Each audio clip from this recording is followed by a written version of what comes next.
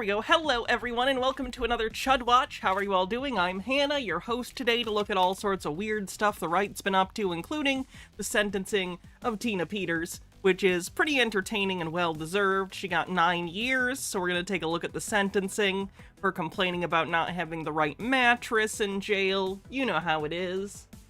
Freyline, how's it going? Sorry you got a cold. That's never fun.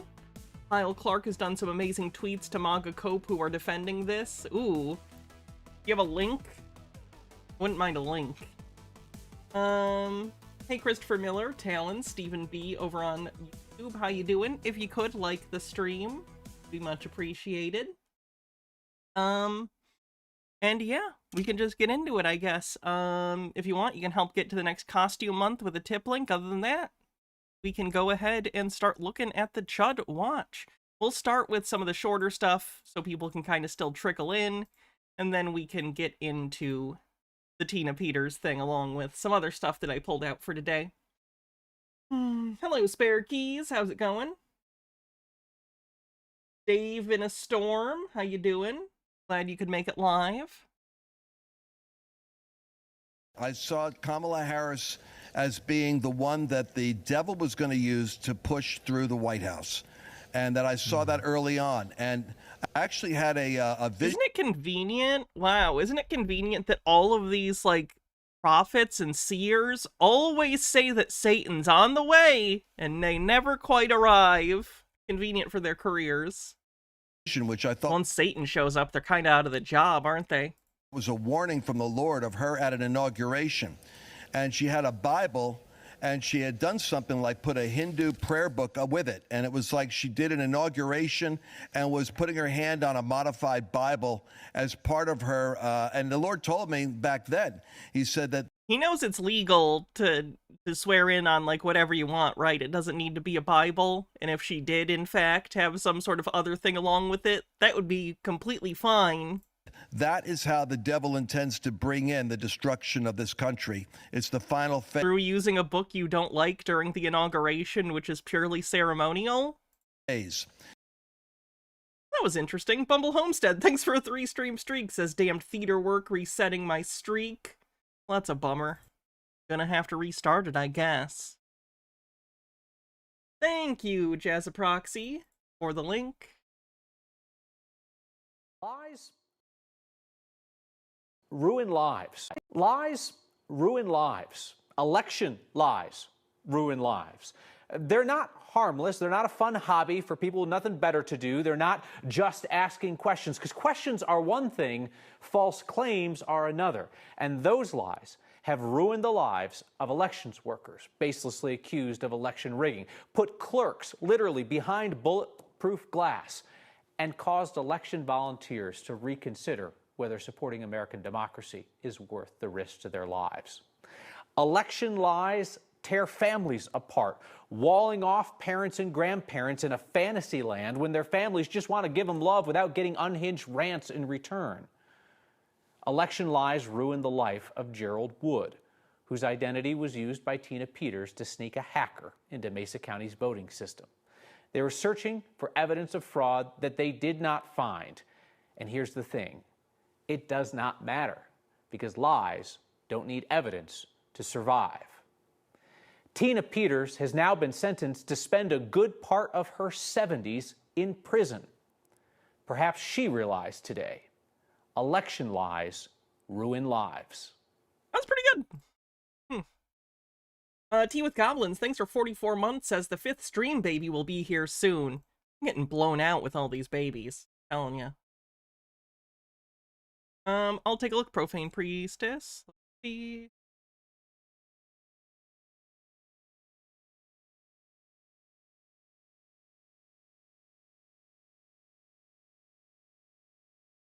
Oh god, they're wait.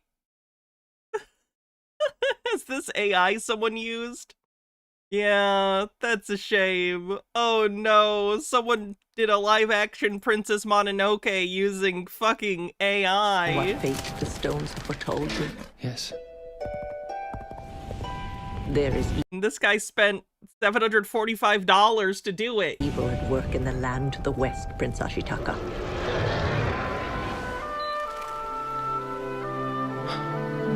My name is Ashitaka. I've traveled far from lands to the east. Go away. I don't want to fight you. I'm a friend. Princess Mononoke? Princess of the spirits of ghouls, beasts, and ancient gods. I'm not even like an Rose stole anime her fan, soul and and now this she makes me lives to sad. You're beautiful. Why can't the humans in the forest live together? Why can't we stop this fighting now? I'm going to show you how to kill a god. You cannot alter your fate, my prince. However, you can rise to meet it if you choose. If you wanted to waste $750, you'd get a PS5 Pro. True! I'm so upset. I'm genuinely upset that they, like, are charging so much for the PlayStation 5 Pro and it also doesn't have a disk drive attached. Such bullshit. God has raised President Trump as a prophet. He is a prophet. And a lot of people don't see it because because I believe the reason why a lot of the leaders. Amber says, it looks like shit, but also Miyazaki is the most well-regarded animator working these days. His career spans 6 decades. To do this to his most iconic work is deeply disrespectful.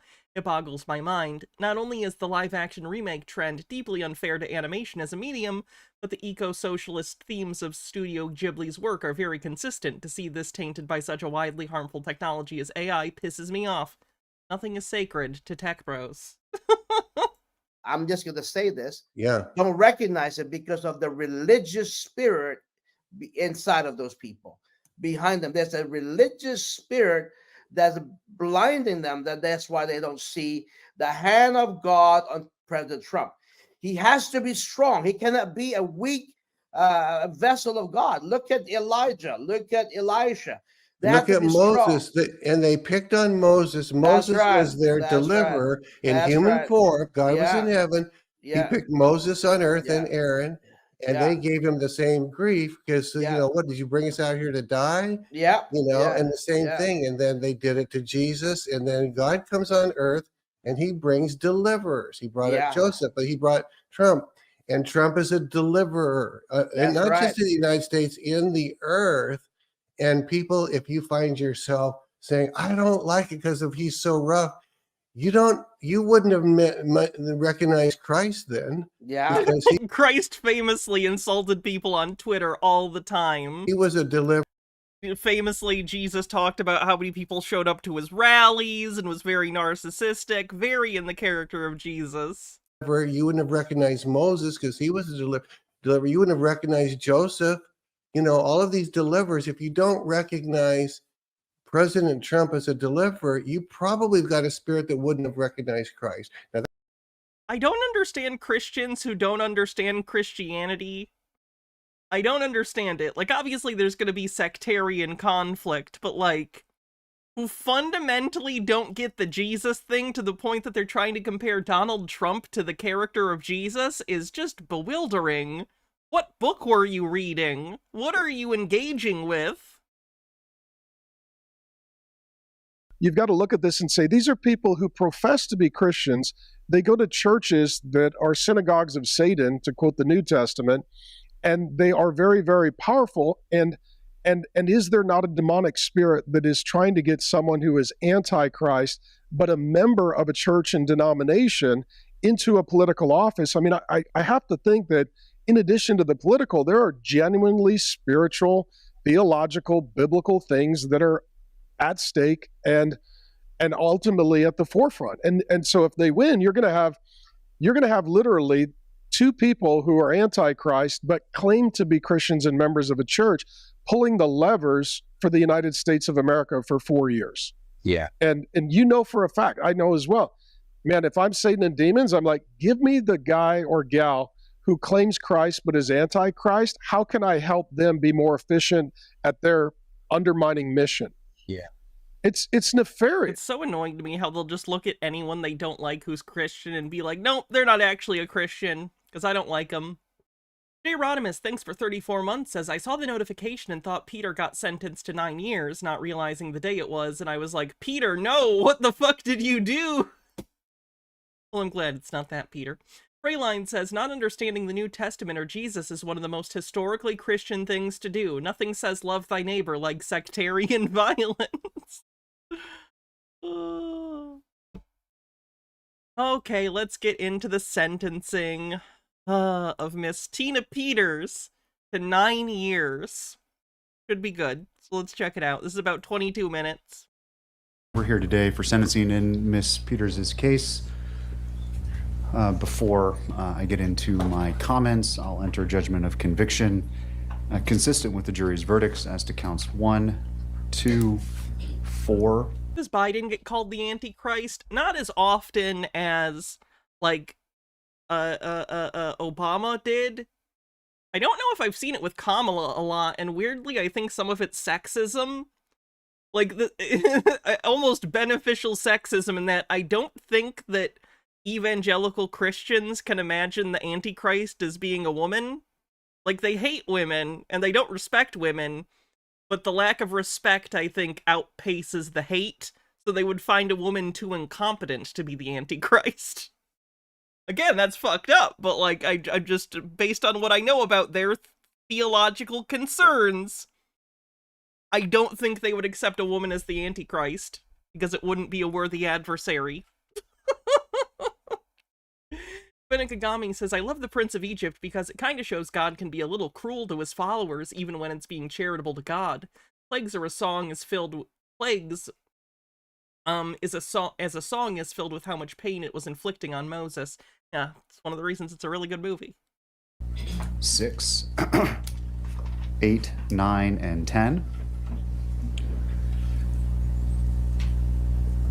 As it relates to fines, fees, and costs, a $2,000 fine will be ordered as to counts 1, 2, 4, 6. That each? As to counts 8. Yeah, they're more likely to paint her as the whore of Babylon because they want to call her a whore. The sexism. The maximum fine will be imposed. Counts 9 and 10. $1,000 fines will be imposed.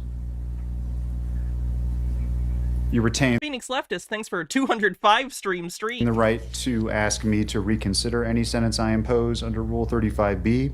You have the right to appeal any sentence I impose if you want to end this judgments of conviction. If you wish to do that, you need to do it within 49 days of today's date. The protection orders will remain in place during the life of this sentence. Conditions 6 and 7 are vacated. However, you can ask your lawyer what that means. If you are ever sentenced or today sentenced to the Department of Corrections, then I'm required what happened to lead to this? Basically, she had someone deceptively go into a place with the voting machines and steal data from the voting machines to give to Mike Lindell's team so that they could do their bullshit cyber on it. So basically the theft of election data, my understanding. To inform you that the time I actually imposed or that may be imposed is not... Yeah, that's a no-no. Don't steal that. The amount of time you are likely to serve.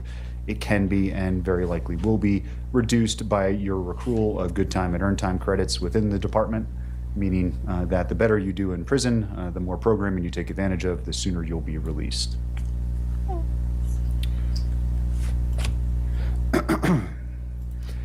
I want to circle back to the request from earlier today in terms of the motion for a new trial based on a Brady violation.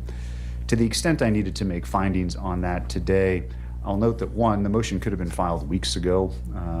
2, the information generally was known to the defense prior to trial, perhaps not the specifics, but enough to have at least mustered some questioning of witnesses at trial. And 3, that a Brady violation is one that generally involves, almost exclusively involves, the withholding of exculpatory evidence that may be used by the defendant. Is it county clerk, which might be an election position? I think it is. In a case, when looking at such a violation, the court looks at that type of evidence with through the lens of a defense attorney, not through a prosecutor. Such that it's not the prosecutor's job to determine what is or isn't exculpatory. It's the defendant's job to make those decisions. Here, the argument is that back on, I believe, June 25th, Ms. Peters went to the clerk and recorder's, not office, but where the ballot box is located, some distance, I don't know if it's 100 feet or not, away from the actual physical office. She went there with at least one camera person. It looks like maybe someone else was also there with her. Apparently she was voting. She had some conversations, according to the affidavit that's been drafted for her arrest in that case, with election officials who would be employees of the clerk and recorder's office, which she was not allowed to have conversations with. Her presence was noted by Ms. Bance, one of the witnesses in this case, who alerted law enforcement, who then did the investigation that resulted in everything I just said being uncovered and ultimately that warrant being drafted. The defense made some requests for that information. Once through the police department, it was denied.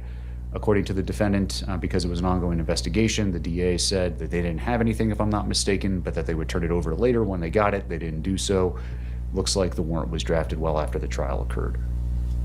So it is well settled that for the purposes of discovery, evidence that could be used to impeach a witness, motivations, the like, would fall under a Brady type of requirement to be be disclosed. But as I said, he didn't miss anything, Somar. He's dismissing a request that that the defense lawyer put in earlier, claiming that there was a Brady violation, which would be like a discovery violation, but he's saying no, that doesn't really stand here, so he's denying the motion. Quite literally nothing that's been provided to me that suggests anything in this arrest warrant, or that what Ms. Bance said, who was an important witness to the prosecution, would be construed objectively or even subjectively through the lens of a defense attorney as favorable or exculpatory to the defendant, particularly where there's video footage of the interaction that occurred between the defendant and the individuals who may have been employees of the clerk and recorder's office. So Ms. Bance's mere reporting of the same to law enforcement is what it is, and certainly in any event, to the extent there was exculpatory value to it, as the case law says, it was incredibly minimal and could not. The defense tries with a blitz of motions at the end, and the judge smacks them all down. Undermine the confidence in the verdict. I'll nevertheless let the people respond to it, and to the extent I might not be divested of jurisdiction to consider it, hold a hearing on the same if I find one is warranted after further briefing. I make that record, just to close that loop for the purposes of any appeal issue that might come up in the future. The purposes of sentencing have been alluded to, particularly by the prosecution. I'm not going to repeat them all, but I say generally the same thing. That is, the purposes are statutory, and they include, but are not limited to, promoting the acceptance of responsibility. That doesn't mean that a defendant has to take responsibility. To the contrary, Ms. Peters has exercised her right to a jury trial. She's exercised her right to hold the people to their burden. Oh, I should also point out, this woman has a show on Frank's speech, which we're probably going to watch in a little bit, because she did like a right before she was sentenced episode, because of course she has a show on Frank's speech. Such cannot and will not be used by this court as a means by which, or justification by which, to punish her, but rather the sentence itself is to promote the responsibility acceptance, not to ensure that someone takes responsibility, however, once they've chosen to exercise their right to go to trial. I consider deterrence in sentencing, that is, both general and specific, that the sentence I impose must deter Ms. Peters from engaging in similar conduct in the future. I would love the link, Jay's a proxy. I thought this video did have that at the end, but I don't think it does. So if you could send me a link, I'd appreciate it. Must deter others generally from engaging in this type of conduct. Thank you. I consider rehabilitation where appropriate. I consider punishment where appropriate. I also must ensure that the sentences I impose are consistent among offenders similarly situated, but I must also impose a sentence that is designed to meet Ms. Peters' unique needs. Here, The defense has, and Ms. Peters in particular, has remained quite defiant, which is her right, but certainly not helpful for her lot today. Yeah, I'm curious if she had shown any sort of remorse, if she would have gotten less than 9 years, and what it might have been, just because she is, like, adamant that she didn't do anything wrong, that she was doing, like, what she thought was right, and it's like, it doesn't really matter, you did the thing. Okay. I could fully believe that she believed that what she was doing was the right thing. The problem is she was wrong, and it was a very wrong thing. And in arguing why I should impose a particular sentence, she tells me about her ailments, her loss, her struggles in life. But in reality... Let me actually look, was this prior to the sentencing? No, this was after. We're good. For those of you who may have been here earlier this morning and seen some of the folks who've occupied that chair before Miss Peters. She claims she needs a magnetic bed. Could be not much in the way of a comparison in terms of the type of sympathy one would extend to Miss Peters. Those folks didn't have 4 lawyers representing them. They didn't have a team of assistants helping them. They're not getting rides in private jets all over the country. No, the people who sit in that chair suffer, generally speaking, immeasurable trauma in life, struggle mightily with alcohol abuse, substance abuse, mental health struggles, family loss. They come from broken homes. The cards they were dealt were never the cards that you were dealt, Miss Peters. So when I hear you discuss your husband, who sadly passed away recently, your family struggles, and your son, who served our country admirably and made the ultimate sacrifice. I'm sorry, was she trying to use the fact that her son had died in combat or something to justify why she shouldn't go to prison? I consider it. Yeah, that is ridiculous. And I know, too, that he honored his oath to the country, something that is not lost on me when considering the circumstances under which you find yourself here. Your age, limited criminal history, and the like are certainly somewhat mitigating. Your ties to the community are what they are, but your reputation at this point is poor because of what you've done here and after. Your lies are well documented, and these convictions are serious. I'm convinced you would do it all over again if you could. You're as defiant as a defendant as this court has ever seen. You don't have those histories of drug and alcohol abuse. There's no lifetime of trauma, not even close to the type of mitigating circumstances I would see from many folks who sit in that chair. No, to the contrary, Ms. Peters, you are a privileged person.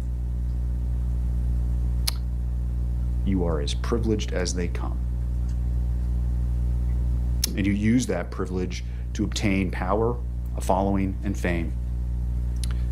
And to be sure, there's no doubt in my mind... Wait, he died in a parachute accident in New Jersey? Okay, the way the judge said that made it sound like he died in combat, but okay. That is exactly what you wanted, and it defies all sense of common sense to believe when you suggested to me a few moments ago that you didn't want this attention. No, you crave it, ma'am. And there is no one in this courtroom who would consider... He literally has a show, so again, like, clearly wants some attention. You have a TV show or an internet show where you talk about this constantly. That to be... I wouldn't even consider this sass by the judge. It's just, it's pretty measured, like, it's a measured sentencing. It really is him just laying it out on the table. It doesn't feel like snark to me. It feels like he's absolutely just trying to be like, you're trying to tell me this narrative that you had such a hard life. You didn't. I've seen people with hard lives. You did not have one. This is your own fault. I don't know. It's kind of satisfying. Anything other than the absolute truth. But to get to the point of what it is that you did here, it's my impression distinctly that you never took your job of clerking particularly seriously. You didn't complete the certification. One scandal after another followed you in your time as the clerk. And I actually didn't know that. What other scandals did she have? Ultimately, it was a belief that the echo chamber in which you live couldn't be wrong. among other things, that led you to do what you did here. This thought process, unfortunately, seems to consume so many in our country, regardless of race, gender, political affiliation, or the like, that what it is we hear and think can't possibly be wrong.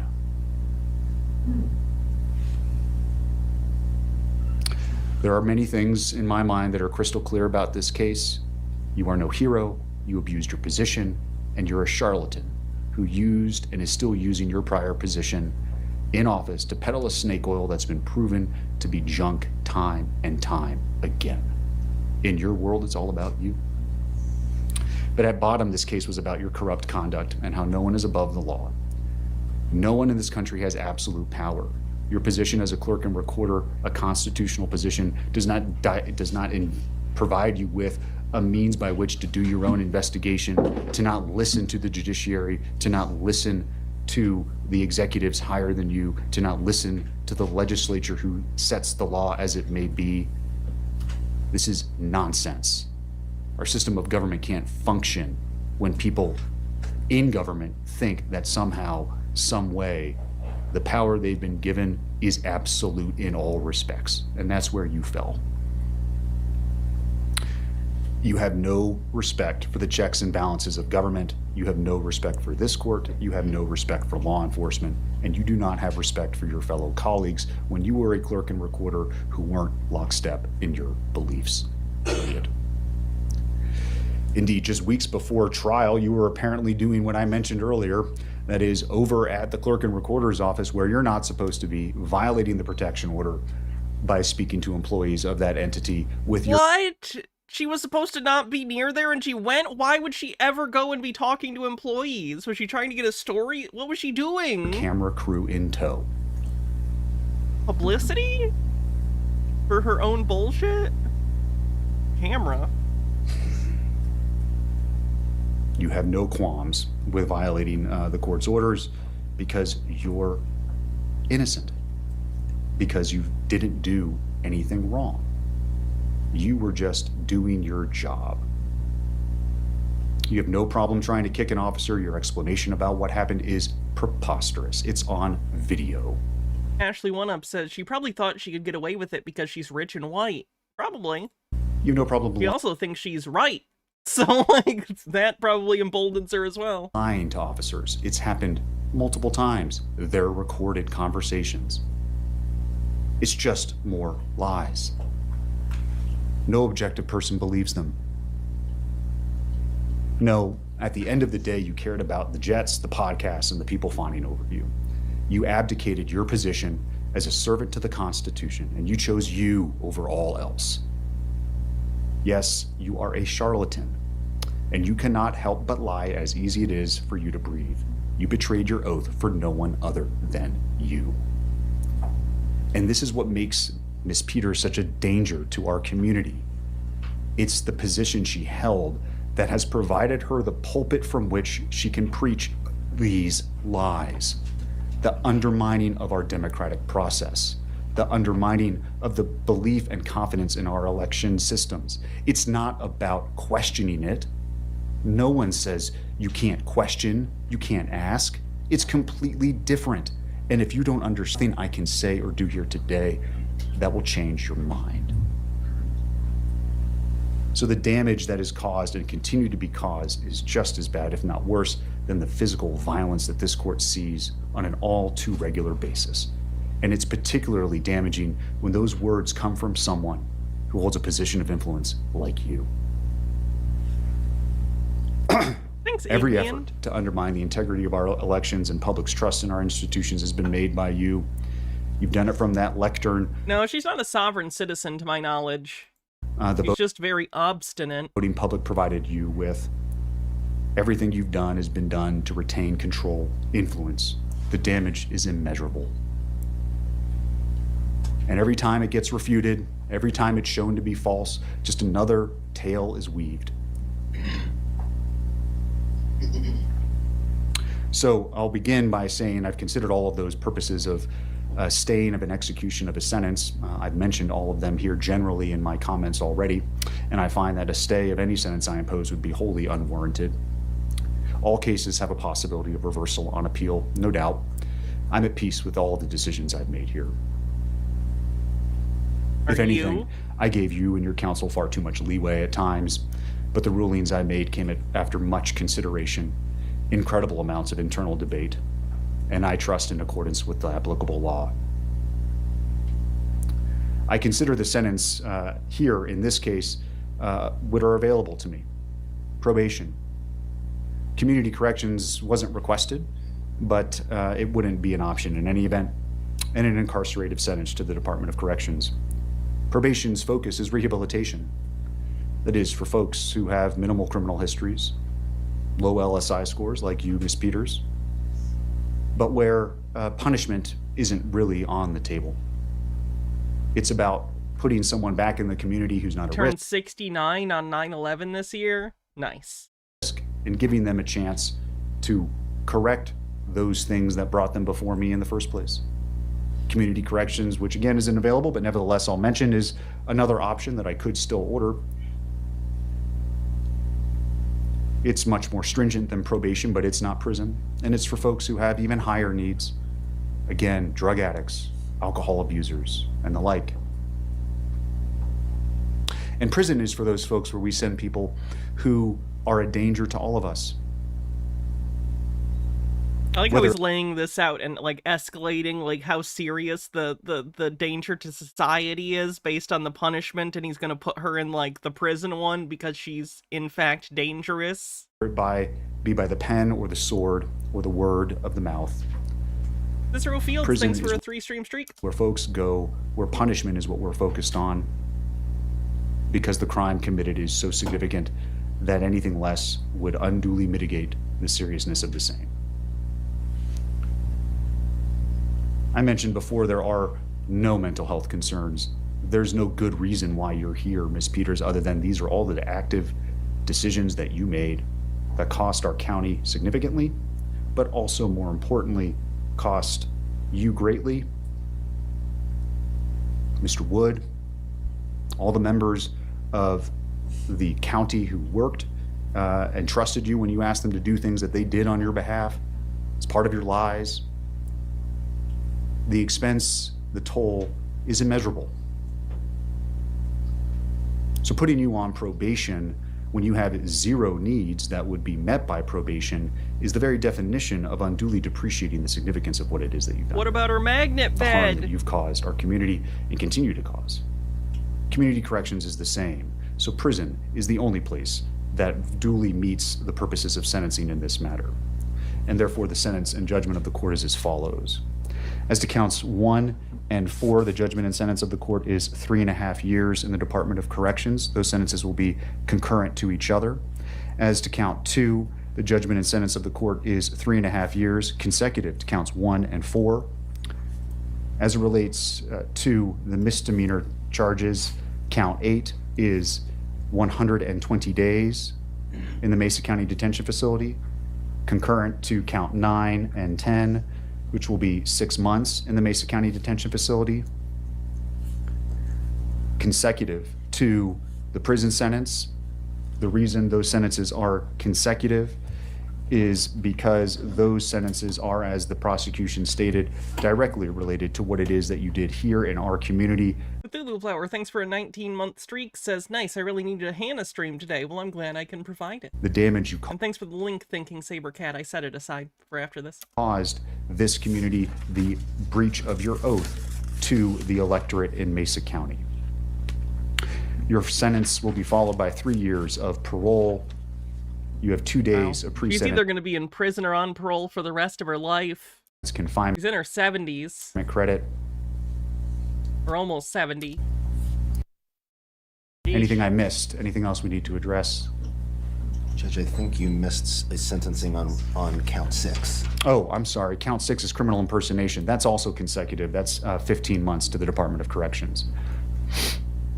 And the cost So it's 8.5 years total, plus the 6 months for a total of 9 years of incarceration. And I think the only other thing is the cost of prosecution, Your Honor. Is there an objection to the cost of prosecution, Mr. Case? We can set it for hearing if you need to. Well, If you need to have time to respond to it, I can give you that as well. Yeah, we do, because we don't understand how that was calculated. Very well. I'll give you 21 days to file an objection to the cost of prosecution. You can consult that with the prosecutor. If there's an objection, we'll set it for a hearing. Nothing else. Mr. Case, anything else? Yes, Your Honor. We have a motion previously filed for a stay, which I believe... I just denied that. Yeah, was he not paying attention?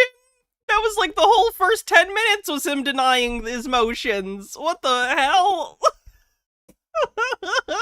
What? Well, we sat through that. We sat through it. Pursuant to Rule 8.1. You want her to remain, I already told you in my written order what that pertains to. You want her to, she's going to remain in the MCDF for the next 6 months, less good time and earned time already. Your motion, that rule you're citing to, isn't a stay of the sentence per se. It allows her to stay disgrace, welcome. in the local jail for up to 60 days. And I'm happy to grant that, but she's already going to be doing it because they're going to take her, I think they're going to take her to, they're going to keep her here, and then they're going to take her to prison. Oh, dog named Disgrace, thanks for 2 months of subscription, says second sub. Yay, I appreciate it, thank you. Well, we filed our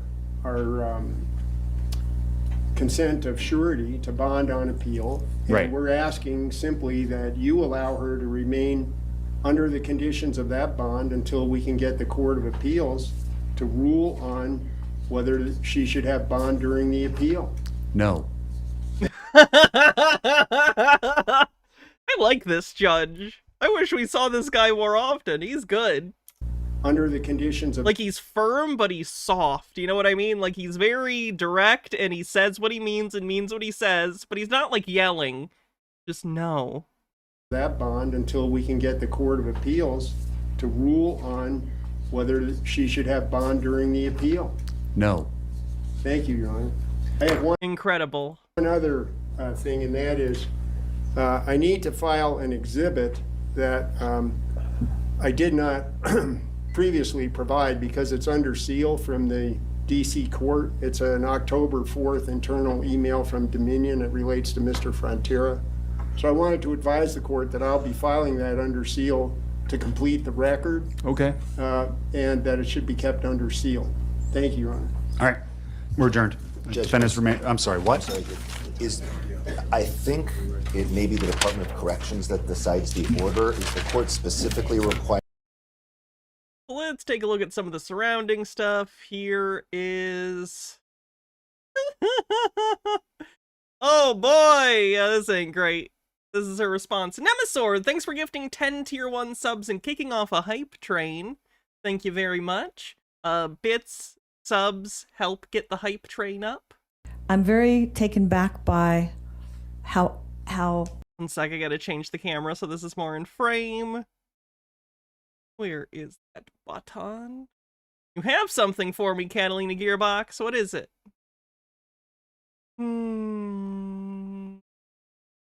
There we go. We did it. Awful I've been depicted when I was just trying to do my job. The people expect... But you weren't trying to do your job. That's the whole point of this. She still doesn't get it. ...me to do. They're trying to say this picture is real on Facebook and that the media is hiding it. Everyone is... Oh boy. Is hiding it. All right, everyone, there is a new con going around. They're saying this picture is real and the media is trying to hide it. Yeah, I've seen that. The AI images. Thinking Sabercat, thanks for 100 bits. Says, here's some for some getting Halloween candy. Thank you. I do like candy.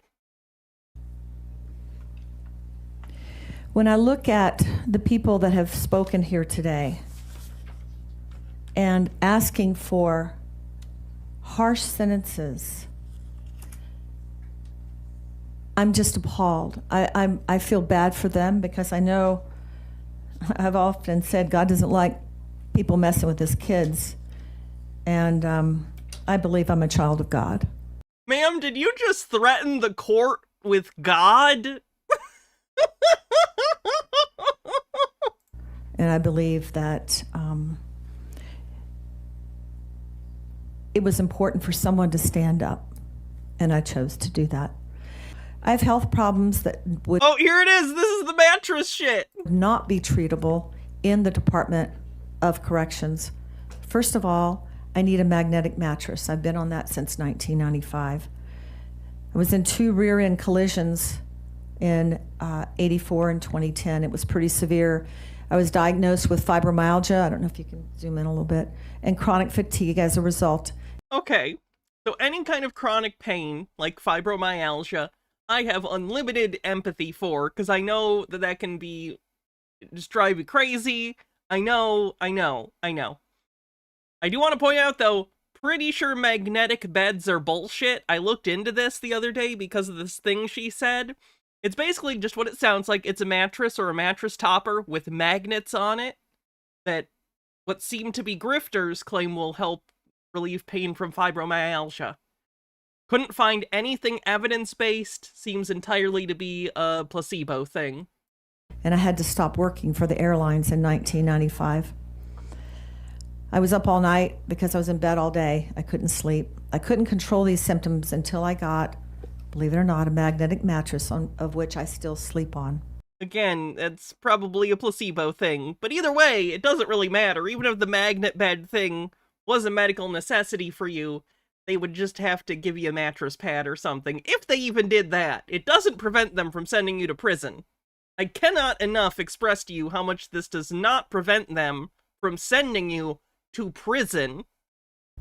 I will not have that at the Department of Corrections. Correct. You will not. Yes, you are correct. Ugh.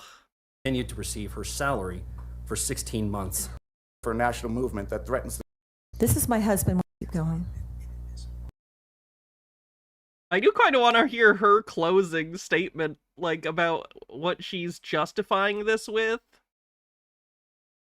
So I guess let's listen to a little bit of that. To serve them. Maybe we should have watched this first. Thank you, Your Honor.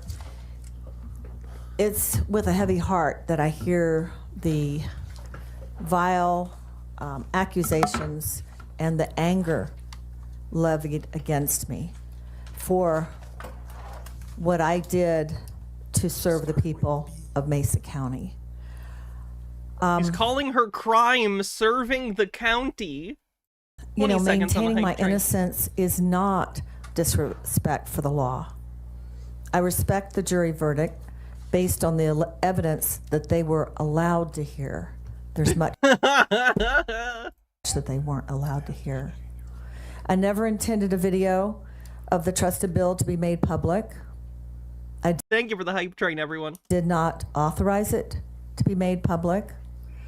I asked questions about Dominion violating election laws.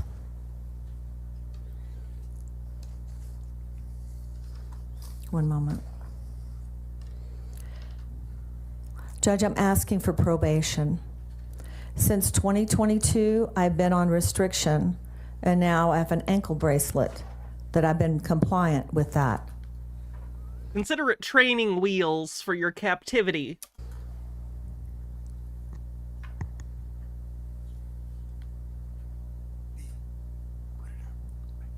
Oh, are we doing something on the screen? Oh, I Yes, didn't know that. yes, Your Honor.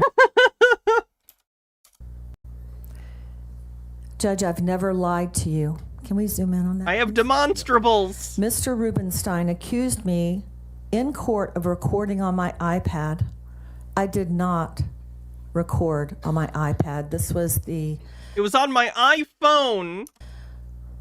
Transcript of that. He says, I've now seen the screen, and indeed, it's recording. Then later, Rubenstein admitted he didn't know if I was recording or not.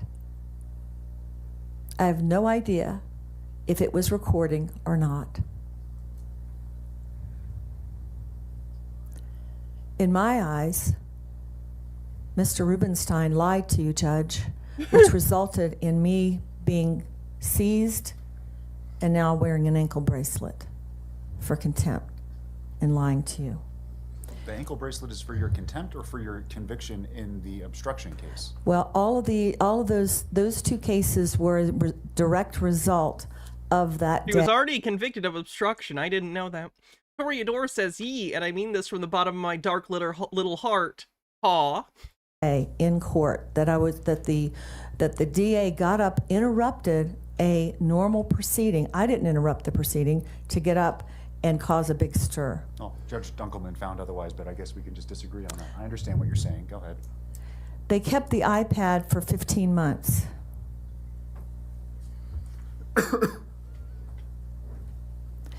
They never searched it. Oh, she's going to prison. Her sentence is 9 years, and she's almost 70, so... And when my attorneys had it transferred What a sad retirement. And she's actually of an economic, class where she could retire. Imagine ruining your life in retirement, and you had everything going for you. God damn, that sucks.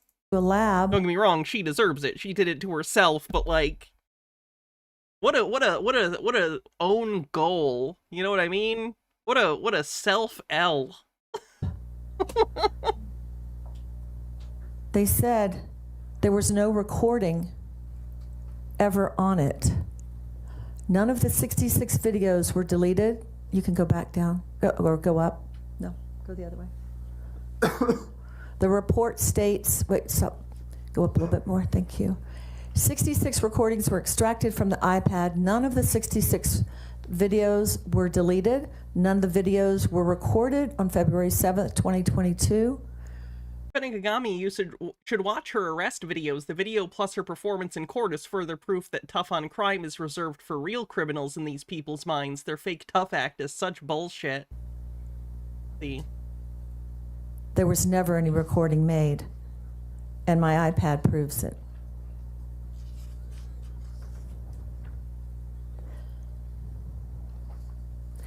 I want to address... Take a look at her arrest real quick.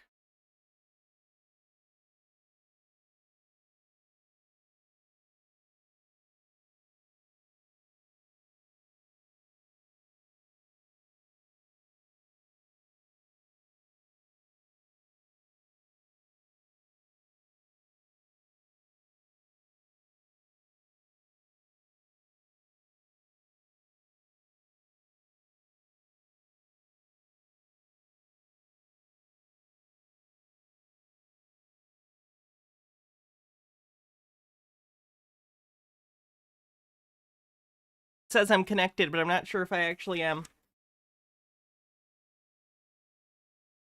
Refresh? Maybe? Question mark? Back? Woot? What about on Twitch? Can you hear me on Twitch? Sometimes I get muted on Twitch when this happens. Buffering a bit? Yeah, I am wired now. I'm not using Wi-Fi anymore, so that's not a me issue. Put it out there. Back. Good. Cool. Where were we with contempt?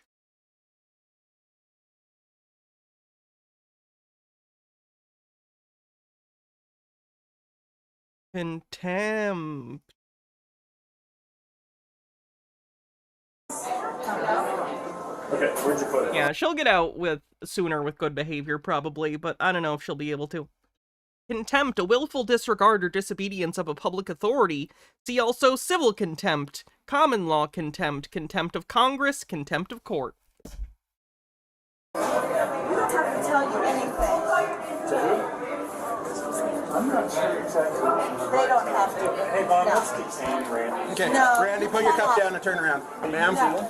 Let go of me. You let go of me. Let go of me. Nonsense. Let go of me. Let go of me. Oh, no. Let go of me. Go. It hurts. Let go of me. Give me my kiss. I never understand this. Why do people think they can, fight away from getting arrested? There's, 7 cops here. You're not getting away. Let it go. Don't add on extra charges. Stand. Stop it. No, let go of me. Yes, you are, Caleb. Give me my key to my car. Give me my key to my car. Give me my key to my car.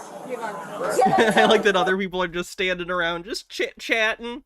Like this isn't happening. Give me my key. Stay out of here. Step outside for me, please. Take my purse. Let go of me. You're hurting me. And I'm going to show all the bruises that you put on me. If you're not going to cooperate, you'll be charged with obstructing. Let go of me. You understand that? You let go of me now. No, ma'am. You're bruising me. Let go. Stop. Oops, sorry. Hurting me.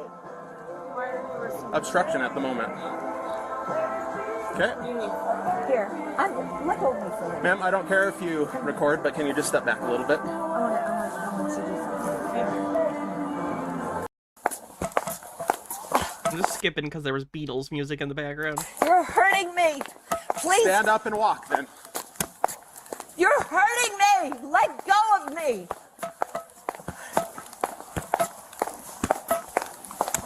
Let go of me.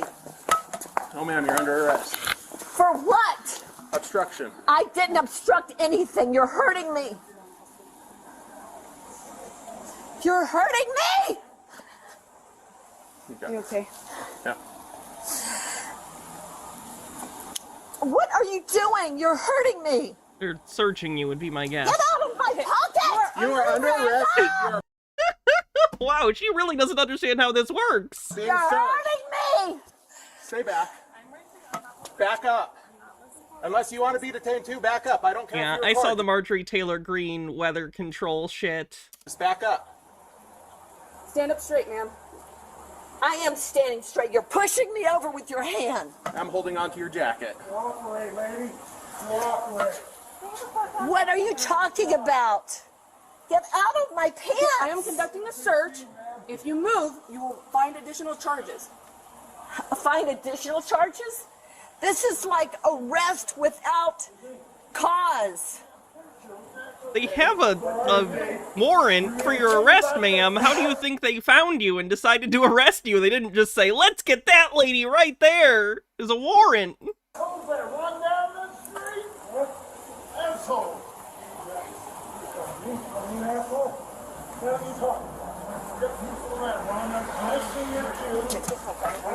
Sorry, this one eye of mine's been watering a ton recently. I think I got makeup in it and irritated it, and now it won't stop.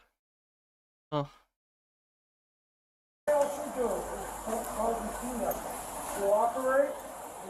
Silver.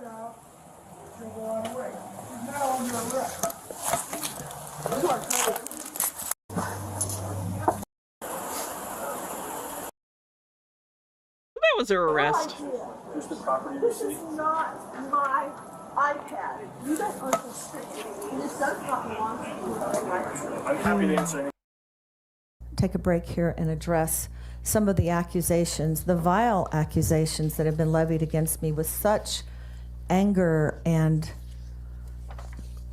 vile. As a Christian woman and as a irrelevant, a gentle person, basically, that stepped up to run for county clerk and recorder because we had 3.5 hour wait times from the prior. Yeah, that was her.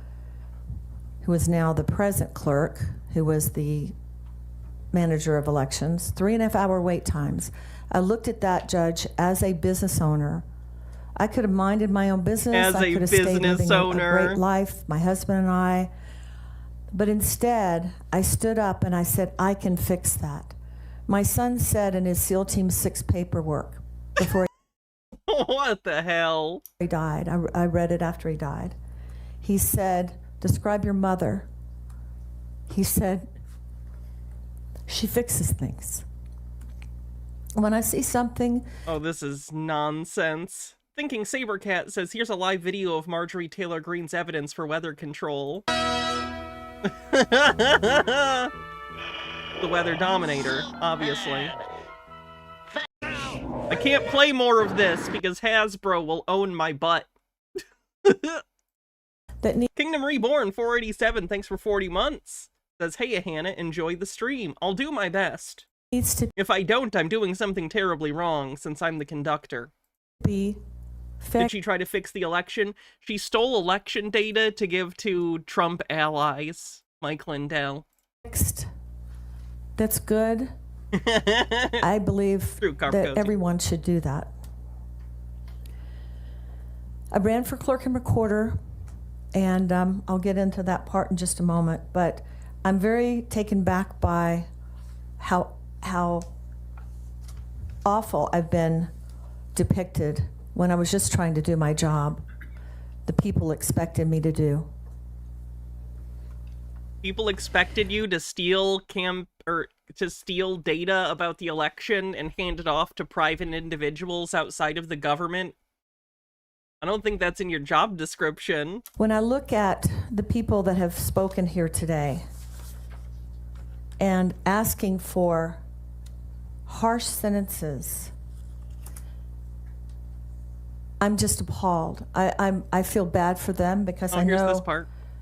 I've often said God doesn't like people messing with his kids, and I believe I'm a child of God. I can't ever face any consequences for anything because I hold a particular religious belief. And that's so immature. If I was Christian, I'd be embarrassed by someone espousing that belief. I'd be so humiliated. I'd be like, oh my God. Believe that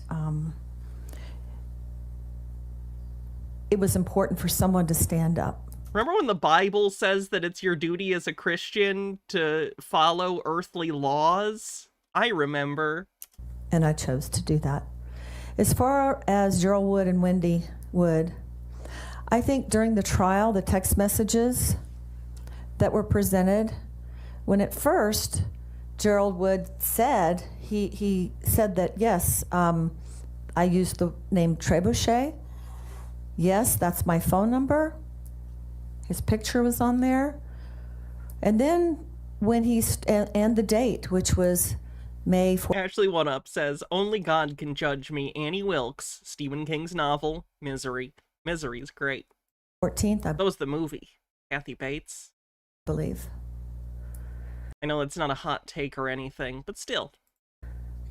And then when he started reading that it said, I'm your guy, meaning he was the guy that was going to stand in. He had agreed to stand in and use his identity to protect the identity of Conan Hayes, who had just busted, by his efforts for the federal government, a human trafficking Do I own Misery? Yes, I own Misery on 4K. Organization. I have a whole Stephen King adaptation collection, part of my collection. Called Backpage. My son was involved in anti-human trafficking. He worked with, as a Navy SEAL, he worked with Texas Rangers, and that's what they did that nobody ever knew. And that's what I believe caused his death. But when he looked at those, when he changed his tune after he was shown the proof. I want her to talk about the bed. Because it's lacking the .sha file. Not a magnetic. I want to see if we can find where she talks about the bed more.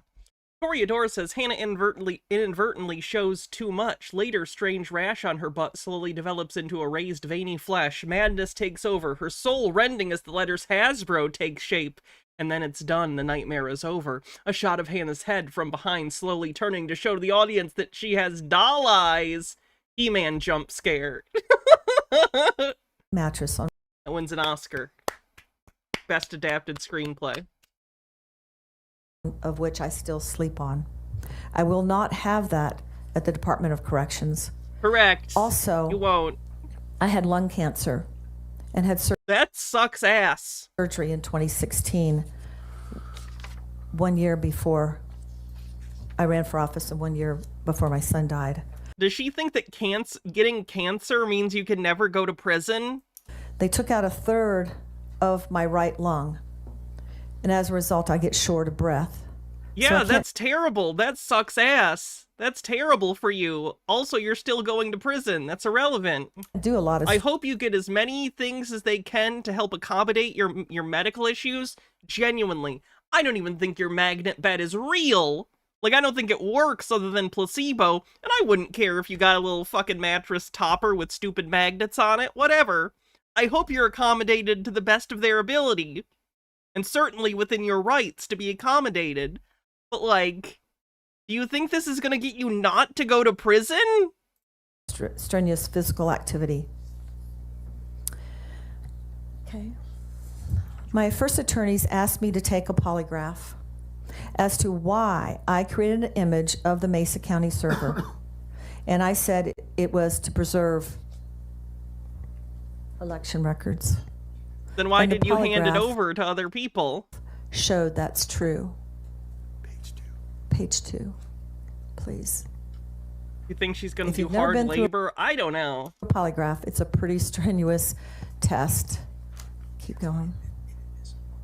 I know it's inadmissible. Yes, polygraphs are bullshit. There's a reason they can't be used as evidence in a trial, and it's because they're bullshit.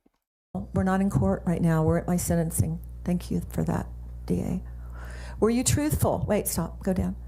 Were you truthful? It makes me wonder how many people's lives have been ruined over polygraph tests that were just wrong, but there's a cultural narrative that polygraph tests are like actual lie detectors. Just not fun to think about. Keep going, please. Were you truthful when you told me you had the voting equipment data imaged because of obligation to preserve unaltered data? Answer, yes. Were you truthful when you told me you had voter equipment data imaged solely to uphold your obligation to preserve unaltered data? Yes. It was shown that I told the truth in every question they asked me. The government has accused me of profiting by them prosecuting me because they said I got free plane rides on Mike Lindell's plane and other bennies. But I reimbursed Mike Lindell for every plane ride I took on Mike Lindell's plane, and here's proof of it. I'm gonna be honest, that's even stupider. You paid for yourself to go do crimes? You should have had the millionaire pillow guy pay for your crimes. And you can go down, show those.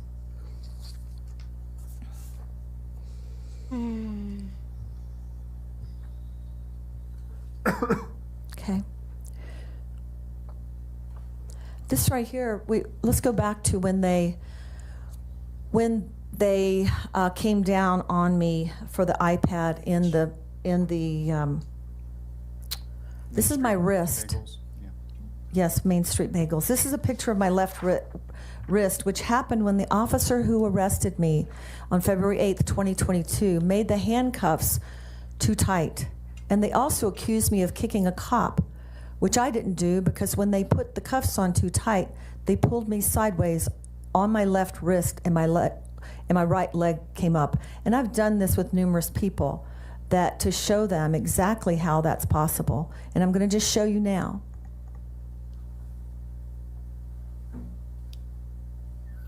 I didn't get to see what you did. I think that was funny. Did you hear that back there? I didn't. Okay. But Somebody's back there laughing because I'm okay. I'll take your word for it. Thank you. And I will admonish that, as I've done it before for everyone. But Thank you. I'm I just appreciate trying that. to get through this, so go ahead. In terms of This is everyone me. remaining calm. This is me and my mom 2 years ago. She's now 95.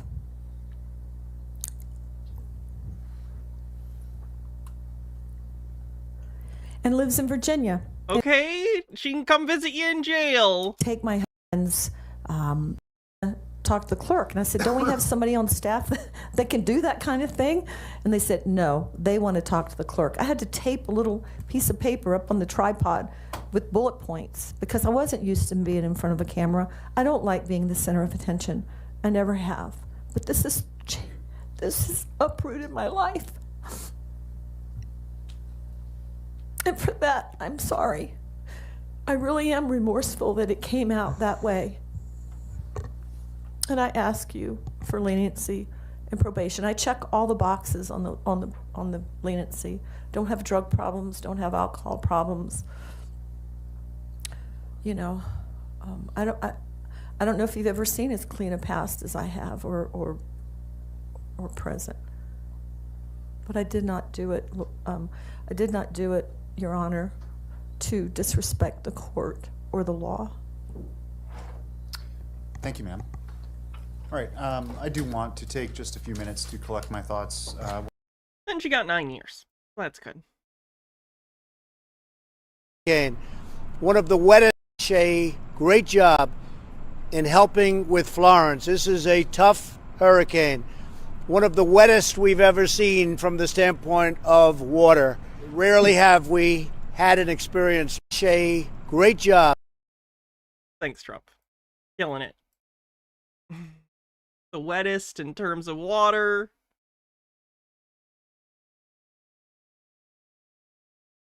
Here is this woman doing an interview shortly before her sentencing. Some of the work that we do and some of the work we've done. All the boxes: old, white, a woman, especially white. We've had the great fortune to have some great friends, some of them now congressmen, others just amazing people that were Navy SEALs, and knowing them all like I do. I mean, I would just say this, just you don't even have to Thanks for respond. following. You can actually turn your mic off because I'm sure you'll have a How old is she? 69. response. But they're lucky that your son's not alive. Wow, did he just imply that her son, if it was alive, would kill people for her? I don't even have words for who these people are and what they've done to you and what they've done to, in some ways, to all of us and even America. I mean, the very idea, just watching all of this, and even though I've seen this over and over and over again, and you know, and you know, we know Marcy and Clay and everybody involved in all of this, whether it's in Colorado or excuse me, or whether it's in Georgia or Sorry, brain injured gamer, that was a real clip. Or really anywhere else across the country. It's you know, it's heartbreaking, right? I mean, and then for them to do what they did to you and think that somehow this is okay and this is what America is. I mean, just watching the brutality. She's still wearing a No Dominion t-shirt, so that's great. She's clearly learned her lesson. Jay's a Proxy says, fun fact, on our Colorado ballot, we're voting on a constitutional right to an abortion, ranked choice voting, and changing the constitutional definition of marriage from being between one man and one woman to two consenting adults. That's good. Great. Brutality of what the police and the FBI did to you, that's an absolute outrage. And then to take that a step further to in essence murder your husband. I mean, what? I'm not even sure that I can adequately, you know, express my not just my concern for you and yeah, you're my friend, and you know we I have care no about idea where the murdering the husband thing is coming from. you and more than, you know. I skipped that part of her closing remarks. Oh, was she claiming that the stress killed her husband? Maybe some, but kind of sounds like you killed your husband then, lady. It's not okay, right? I mean, if you just stopped right here and turned the show off and any bets on when her podcast becomes lost media? You didn't come back. As long as the Frank Speech website stays up, and they just redesigned it. Back on tomorrow, or didn't come back on Wednesday, and you go into that courtroom and they sentence you.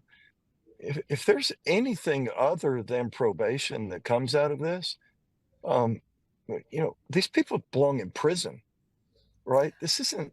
Who belongs in prison? It's not you that belongs in prison. It's them that belongs in prison.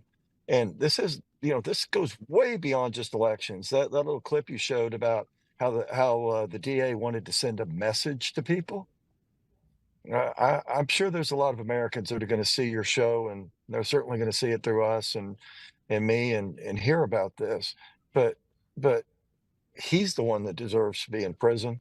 And the fact that they did what they did to you and your family and your husband, because they were wanting to, I guess from his point of view, wanting to make a general point. I mean, come on. This general deterrence is you don't, I mean, this is not 1984, right? I mean, this is, maybe it is, I don't know, but.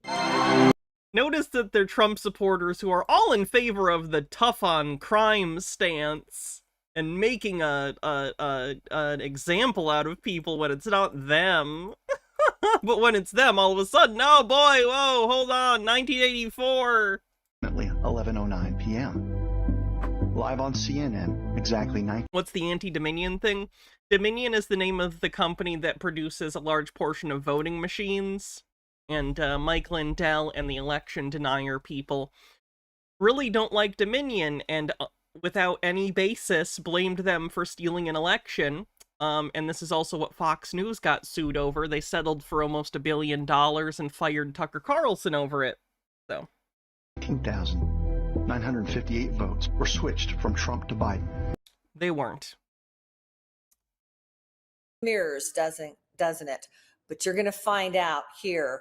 Exactly 19. This is her last show before she was sentenced. The Truth Matters with Tina Peters. And welcome to The Truth Matters, everyone. I'm your host, Tina Peters. We're going to dig more into my case as my sentencing is today. Look at this. The perjurer, Gerald Wood's hands shook while discussing the tech team during the trial.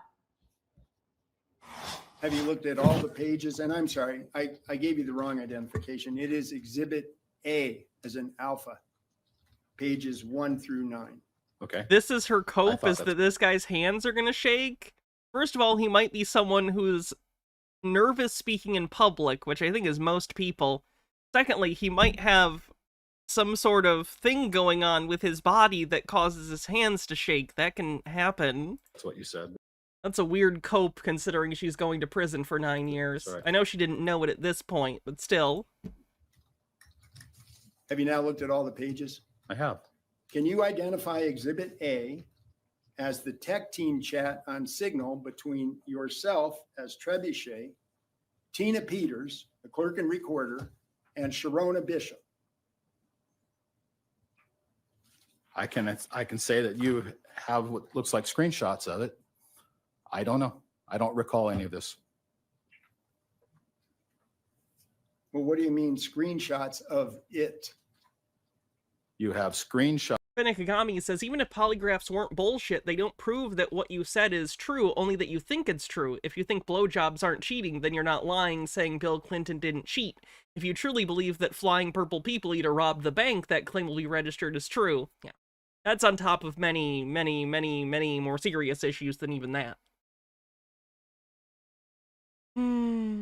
Shots of text messages that you are claiming are between us. Is this not a screenshot? I don't know. I'm not as... On her wiki page, she filed a quitclaim deed for the house of her ex-husband. They divorced, and the daughter sided with the dad. Isn't that... That doesn't even make sense. Isn't that when you get a quick document that says you are ceding any rights to a real property? So she got a piece of paper that says she ceded her rights to a property? Was she using it incorrectly, or am I misinformed? I'm not a software engineer, but all right. If you say so, I'll take your word. I don't think that's a technical term. Okay, I don't know. Is that a screenshot? I guess the question is that, can you identify that as a communication that you had with those people identified in the exhibit? Do you know if you were a party to that conversation? I don't recall this conversation. Okay. So that means you cannot identify Exhibit A? Yes, I cannot identify it. Were you part of a group known as the tech team? Do you recall that? I don't recall any of this.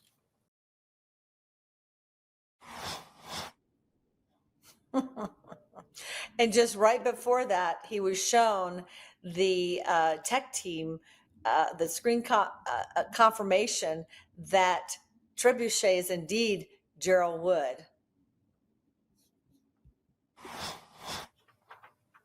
Have you looked at the exhibit? I have. Does it have your phone number on it? It does. Does it have your Signal handle, Trebuchet? Yes. Does it have the date of May 13, 2021 on it? I don't see a date on it. Yeah, it's right below you. Boy, that reminds me of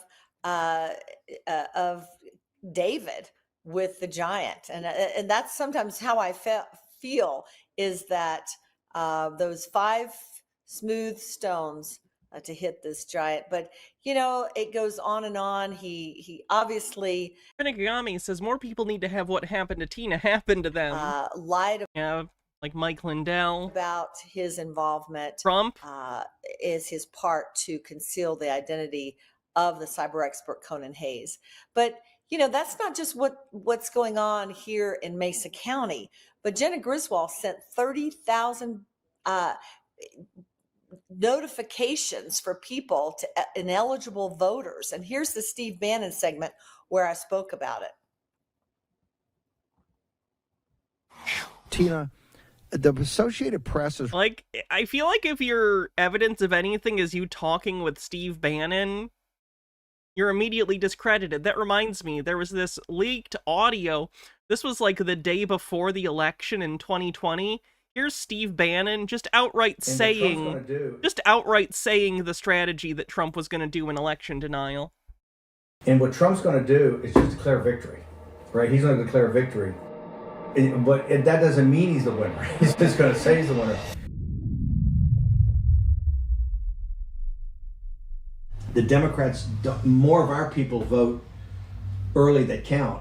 Theirs voted mail. And so they're going to have a natural disadvantage, and Trump's going to take advantage of it. That's our strategy. He's going to declare himself a winner. So when you wake up Wednesday morning, it's going to be a firestorm. You're going to have Antifa crazy, the media crazy, the courts are crazy, and Trump's going to be sitting there mocking, tweeting shit out. You lose. I'm the winner. I'm the king. And he'll be all over.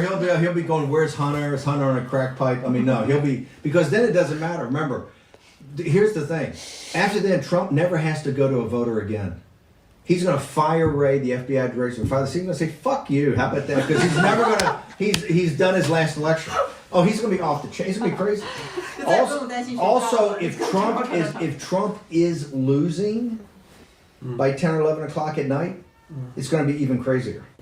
Because he's going to sit right there and say they stole it. Agree. I'm directing the Attorney General to shut down all ballot places in all 50 states. It's going to be no. He's not going out easy. If Biden's winning, Trump is going to do some crazy shit.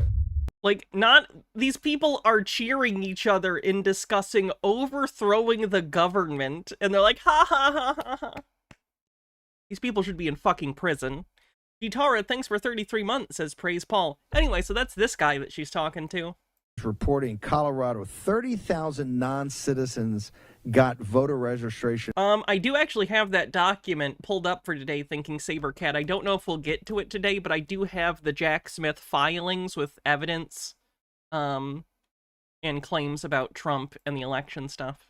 Mailer.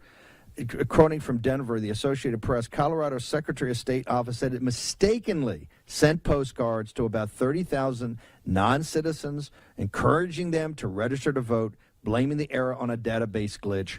I mean, it is an error. Even if you got that little card, they can't register to vote because you need ID that shows you're a citizen in order to register to vote. Related to the state's list of residents with driver's license. The Office of Democratic Secretary of State Jenna Griswold insisted none of the non-citizens will be allowed to register to vote if they try. You have warned the nation, Tina Peters, you have warned the nation about Jenna Griswold, how radical she is. Did she do this on purpose and just got caught? Or what's going on? This is outrageous that 4 weeks from today, the most important midterm election, and you got Griswold and these crooks in the radical Democrats are sending out and trying to sign up non-citizens with 30 days ago. What's happening, Tina Peters? Well, Steve, you know, you've talked a lot about ERIC, which is the Electronic Registration Information Center. You know, this mailing goes to people that ERIC identifies as potentially eligible to register to vote, but that are not currently registered. Some information about what ERIC sends to the state and what the mailing includes. Listen to this. The reports include individuals who have driver's license. What's her necklace pendant? I actually can't see. I'm also going to skip this because this is from like 2 years ago. She's showing old clips. Don't know why. I want to hear her talk about being sad that she's getting sentenced. Oh, Mike Lindell ad. King size, only $1 more. Get my body pillows for $29.88. Oh, thank you. Well, you know, it's along the way who have encouraged me to lean on my faith and persevere.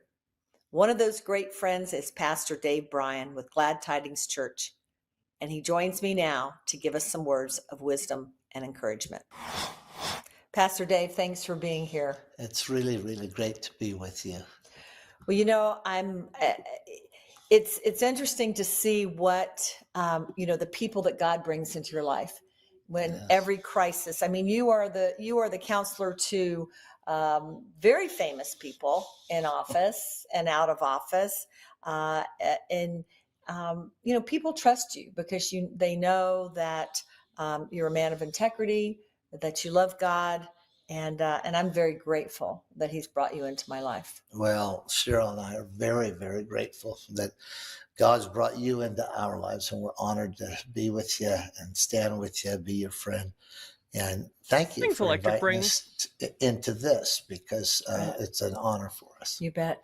There's so many things that Pastor Dave and Cheryl do that just really encourages my heart.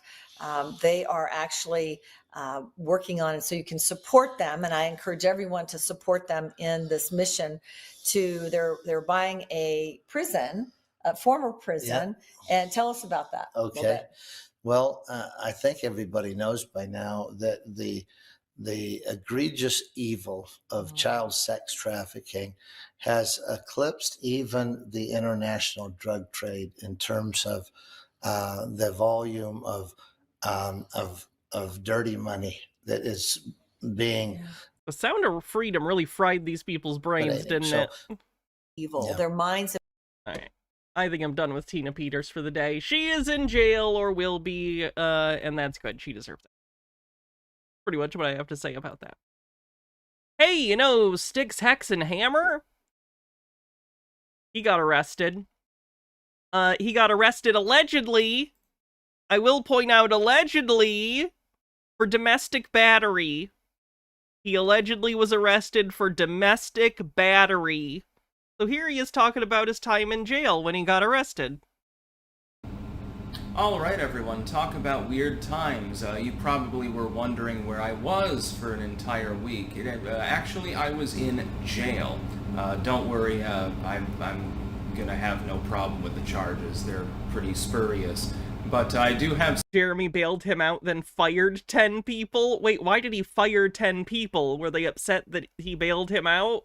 Rightfully so, because it's over domestic battery? Some fun stories with regards to that. Now, of course, I'm not going to talk about the specifics of the case for legal reasons. And actually, it turns out that Jeremy, the quartering, was the one that posted my bond. So a big shout out to him. What lovely people.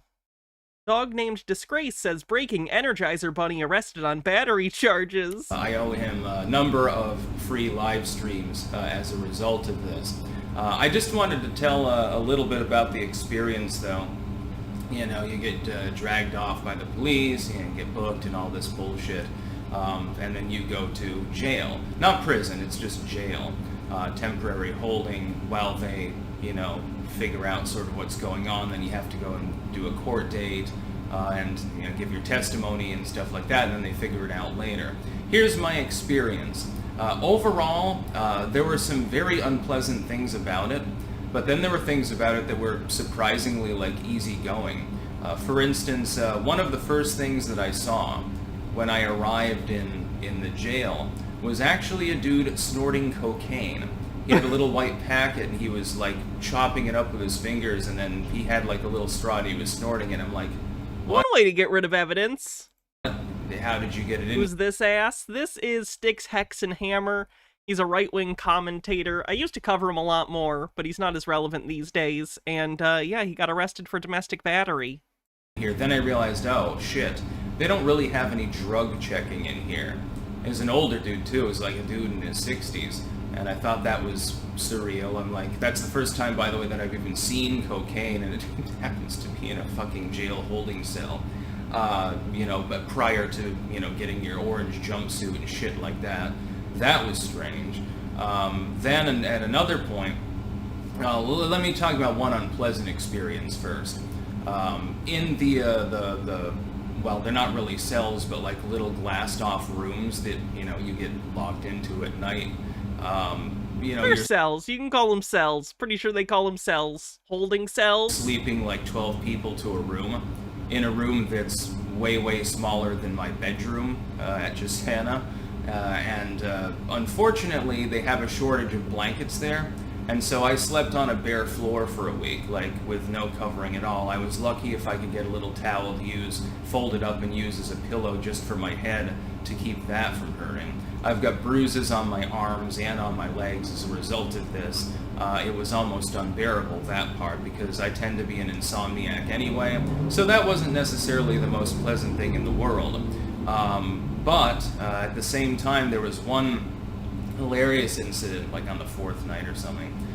We had one person in the room, and I believe he was Hispanic, and he went out, and he brought back some, I guess, friends of his.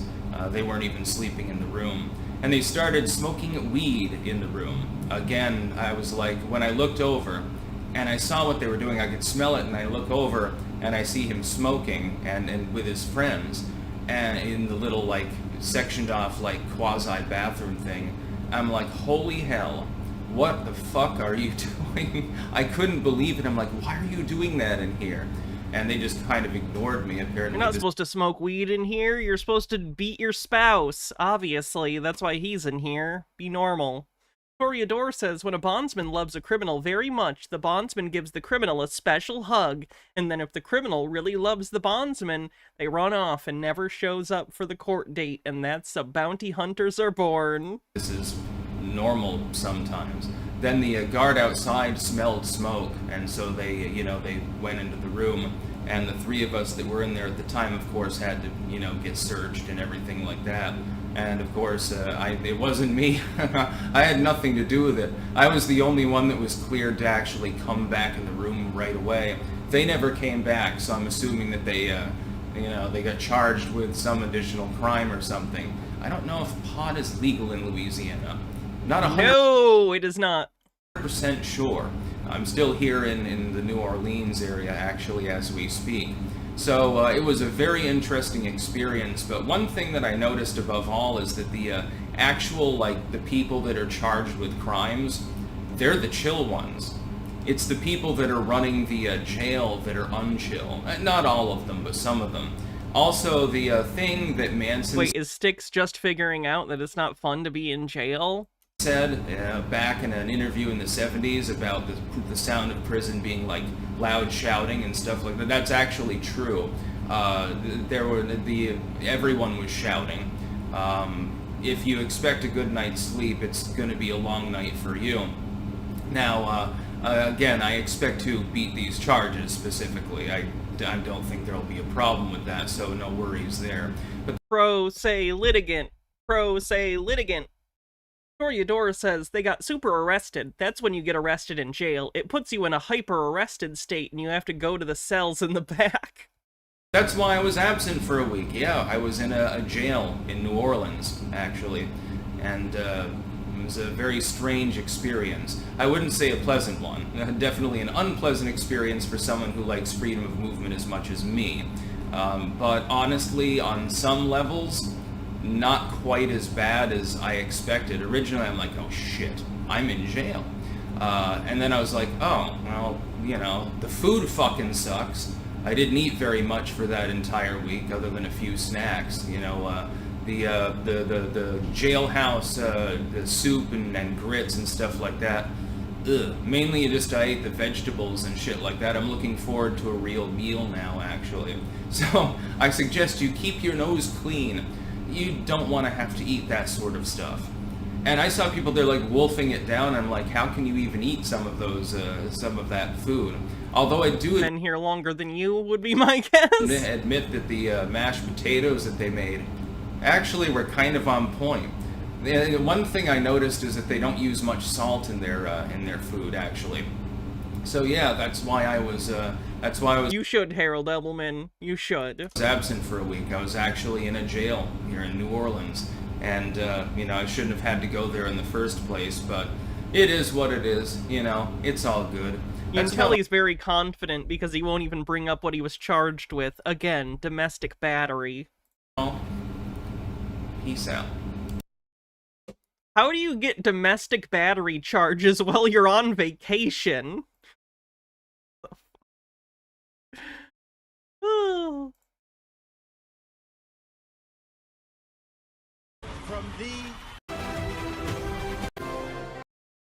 in this country are terrified of the thought that President. Hello, everybody, and welcome to the Great America Show. It's great to have you with us. We're now just over 30 days until the 2024 election, and the Marxist Dems are scrambling for help. The Marxist Dems, please go vote. Please go vote. Swing state election officials are already saying they'll... You know how badly I want to not worry about this shit for 4 years? 2 counties that won't certify the 2024 elections regardless of anything. Pennsylvania Secretary... Do I know what his actual name is? Yes, but I don't want to say it on stream because that's a little close to doxing. I'll say this. He has books on Amazon that you can find via his YouTube channel, and they are under his actual name. So if you care to find that, that's fine. He makes it publicly available, but I'm not just going to say it. Secretary of State Al Schmidt telling USA Today, quote, "We would immediately take them to court to compel them to certify, and we're confident because of how clear the election law is in Pennsylvania that our courts would expeditiously require the counties to certify their election results." The election hasn't even happened yet, folks, and they're terrified of the thought that President Trump is going to be our next commander-in-chief. I think they're more terrified that the will of the electorate's going to be ignored and Trump and his cronies are going to try and overthrow an election again. I think with all that's at stake this election, they're going to try and cheat, but I don't think this time it's going to be enough to get them over the finish line. Americans saw what happened in 2020, and I don't think they're going to let it happen again in this country. Over in the swing state of Arizona, Marxist Dem Arizona Secretary of State Adrian Fontes has been blocked from using a new provision of the election procedure manual that would I actually didn't see it, Thinking Sabercat. We should probably watch it sometime. have let him certify election results in the state if counties refuse to sign off on their own results. U.S. District Judge Michael Liberty said that under this rule, all votes in a given county could be excluded if its officials fail to certify the election results. The provision, the judge said, would give Fontes, quote, nearly carte blanche authority to disenfranchise the ballots of potentially millions of Arizona voters, end quote. Okay, don't refuse to certify the election arbitrarily. If you don't let us take the state's electoral votes hostage arbitrarily, then we're gonna be mad. 2 officials from a largely Republican county in Arizona delayed the certification of midterm election results in 2020, leading the Attorney General to bring felony charges against them. Then Democratic Secretary of State Katie Hobbs, now Arizona's governor, warned that she might have certified statewide election results without numbers from Cochise County if they weren't received in time, an outcome that would have tipped the balance of several closer races. Anyone who doesn't believe the Democrats do all they can to undermine democracy is living under a rock in this What? The projection. country. Our guest today does more to secure our elections than any government official, perhaps in this country. He's the great Mike Lindell, great American and founder of the all-American MyPillow. For all you that don't know, MyPillow is a sponsor of this show. You can go to mypillow.com. What's Great Value Markiplier complaining about? Not enough buying of my pillows, obviously. Use promo code John for the max savings and max discount on all MyPillow products. Like I said, American made. Mike, thanks so much for joining us today on the Great America Show. I want to start with the latest news about you being allowed to depose the co-founder of Dominion. It's taken now years. It's cost you millions and millions of dollars. It's cost you millions of dollars in time that you've had to spend and consume on this nonsense and BS from these sick Mike Lindell's time isn't worth millions of dollars anymore. People who are trying to ruin our country. Your thoughts as a judge is now allowing... I think This is probably the first time we're going to hear from these folks. Yeah, it is. It's both good and bad. I mean, it's disturbing in the fact that it's only 3 hours. He's limiting it to 3 hours. I mean, I had to do 18 hours a day or 12 hours a day, like so many times now. I can't even keep track. What makes these guys like immune to anything? It's just unbelievable. But I would imagine they have better lawyers than you. It is a breakthrough. It is a breakthrough, and we'll take it. And baby steps, So we got through. We're going to be very, very careful, I guess is the word, or very concise, for our questioning of what we want to get through. There's so much of, in discovery with both Dominion, Smartmatic, and all these frivolous lawsuits. I've been millions of dollars I've spent on. They're so frivolous, they've cost me millions of dollars and my entire business. Kagami says this is just like them being mask off. Well, the election hasn't happened yet, so you can't freak out about us maybe refusing to certify. It's just them saying, we totally promise we're not going to do a coup, but we should be able to do a coup, and you should only be able to do something about that after the coup has happened. The lawyer spent on discovery. I go, they're not going to give us anything that means anything. You're talking about hundreds of millions of lines of data that don't mean anything. So, I mean, this guy's getting deposed. Then be specific in the discovery request for what you want. That's the entire point of specific discovery requests, is you can request specific pertinent parts of information. Be very, very smart about those 3 hours, and we're going to be. Yeah, and you said 3 hours. I sat for 2 depositions, one for Smartmatic and one for Dominion. I like that both the interviewees are involved in this bullshit and they're just jerking each other off. They harangued. I'm sure we're going to do great, Mike. Me, and they sat there and said, you were told to do this and you were told to that. Right. And Mike, I shut them down and I watched your depositions, and for anyone who hasn't seen them, they're hysterical because this is who Mike Lindell is. Mike's the apparently I need to watch those depositions sometime. Character. And they sat me down for 8-9 hours at a time, and they sat there and they constantly would put words in my mouth. And I sat there, and I hope these deposition transcripts come out one day because they were hysterical. And I basically sat there and looked at the lawyer and said, you guys are total idiots. And, they constantly question. Why did this interviewer get pulled in for a deposition? Because he's part of Mike's team. He's acting like he's interviewing him as some third party, but they both work. They work together. Like, this guy works for Mike. Like on Frank's speech. Question me, and they'd say, well, this election was certified by CISA, and they came out and said it was the most secure election in history. And I looked at this lawyer and I said to him, are you really that stupid? And this is all on the record. He said, are you really that stupid? I said, if someone comes out 2 days after an election where you've had millions and millions, hundreds of millions actually, of votes, and says it's the most secure election, I think that's even more of a reason for you to question it, because you can't even do a damn tax return in less than 2 months, but you can audit an election of almost 200 million people in a day and say it's. I said that should be a red flag for every American. I said us as Americans. You have no reason to think that it wasn't on the up and up. You're literally trying to say, I have a preposterous thing I want to prove. You need to assume that I am right during the process, though. Our skeptical people, we have the right, and we do. We question everything. And over the last 9 years, what they've done to President Trump, I think, Mike, we have a duty to even question even more. What are your thoughts on that? Well, I've been living it. I was handed my evidence on. This show was hosted by Lou Dobbs until he died. Yeah, Lou Dobbs Tonight was the name of it. January 9th of 2021, and ever since that time, I've spent tens of millions of dollars, upwards of $40 million, just investigating all the platforms and trying. Kagami says, by put words in my mouth, he means they translated all my euphemisms. To get to secure our elections going forward. And it's they use lawfare. Remember, our country changed on February 4th, 2021. That was the day Smartmatic sued Fox News. That changed everything. Lawfare had not been used in our country since the late 1700s. It's literally them being held accountable for their lies, which they admitted to because they settled. When they did that, you silenced all the conservative media, your big three, Fox News, Newsmax, and... You should be silenced for making slanderous allegations with unfounded nothing. Salem Media, they went silent. They became weather channels overnight that won't report hurricanes or tornadoes. That's a fact, everybody.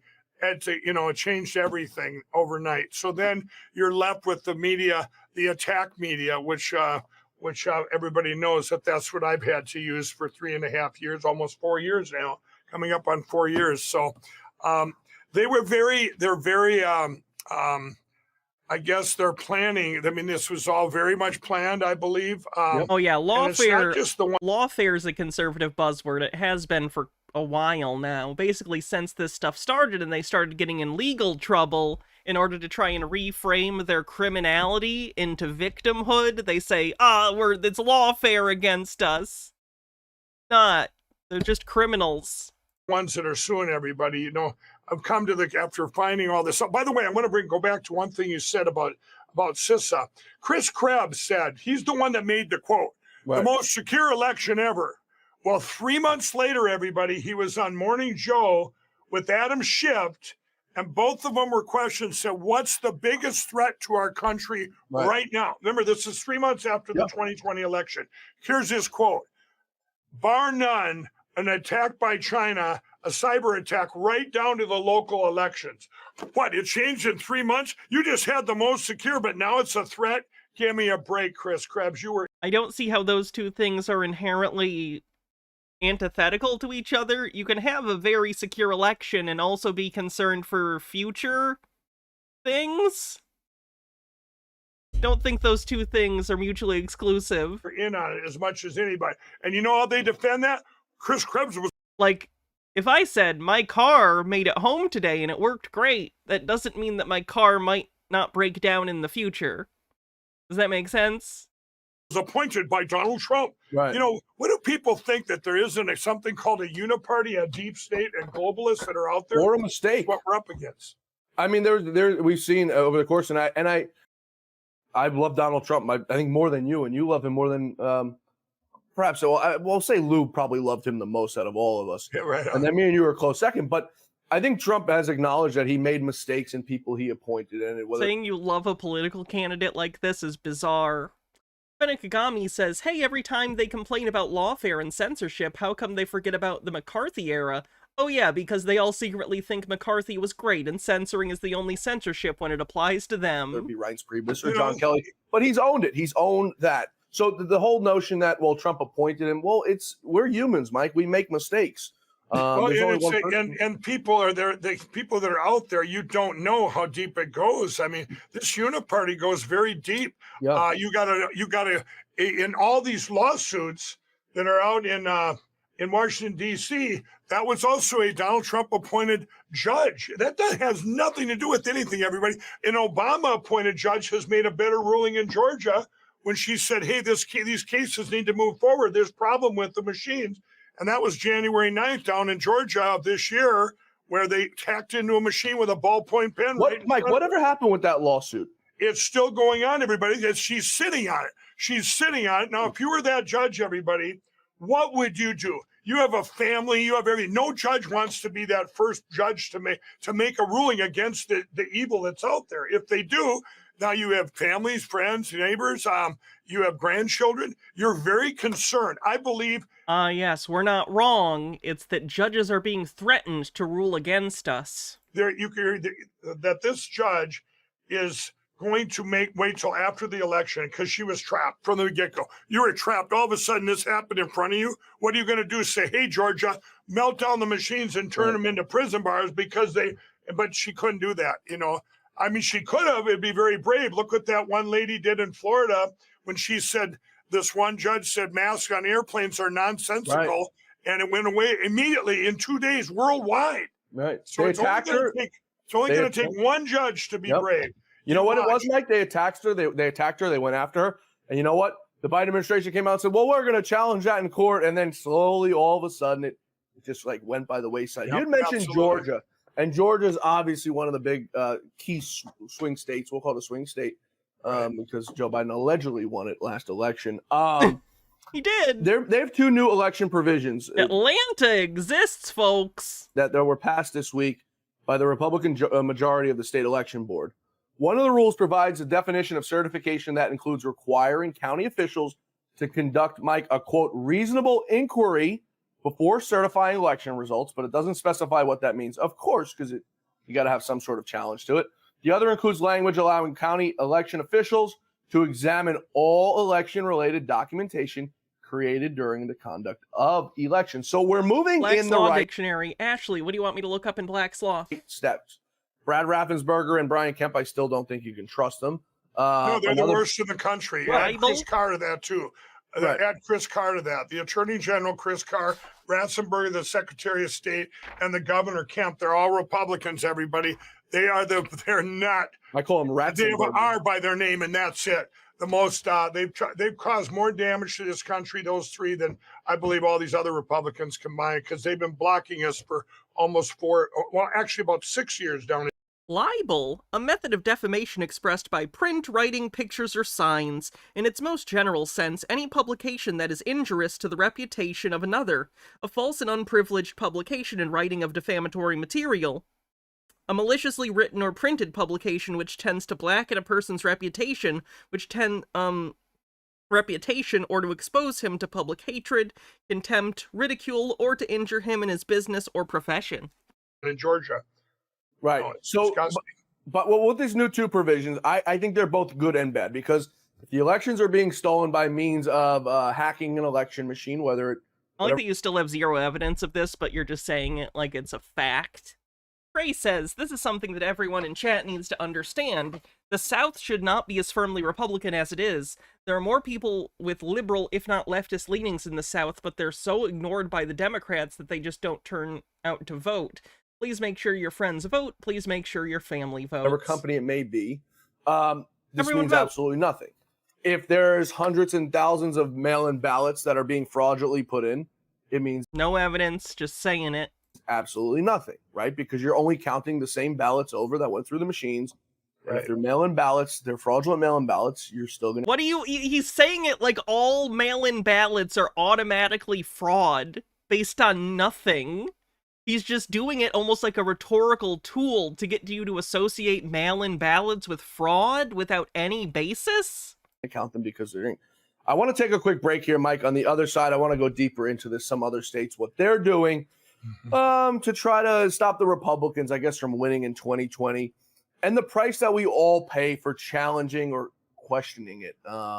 Rudy Giuliani becoming one of the latest to feel the wrath from these Marxist Democrats who are ruining this country. We're talking about Rudy Giuliani lost his law license, I believe. Mike Lindell coming right back. Stay with us. You're in a safe state. Should you still vote? Yes! Yes, you should. You should absolutely still vote. You have down ballot things even beyond that, but still it's good to get the numbers up regardless. Go vote, regardless of what state you're in.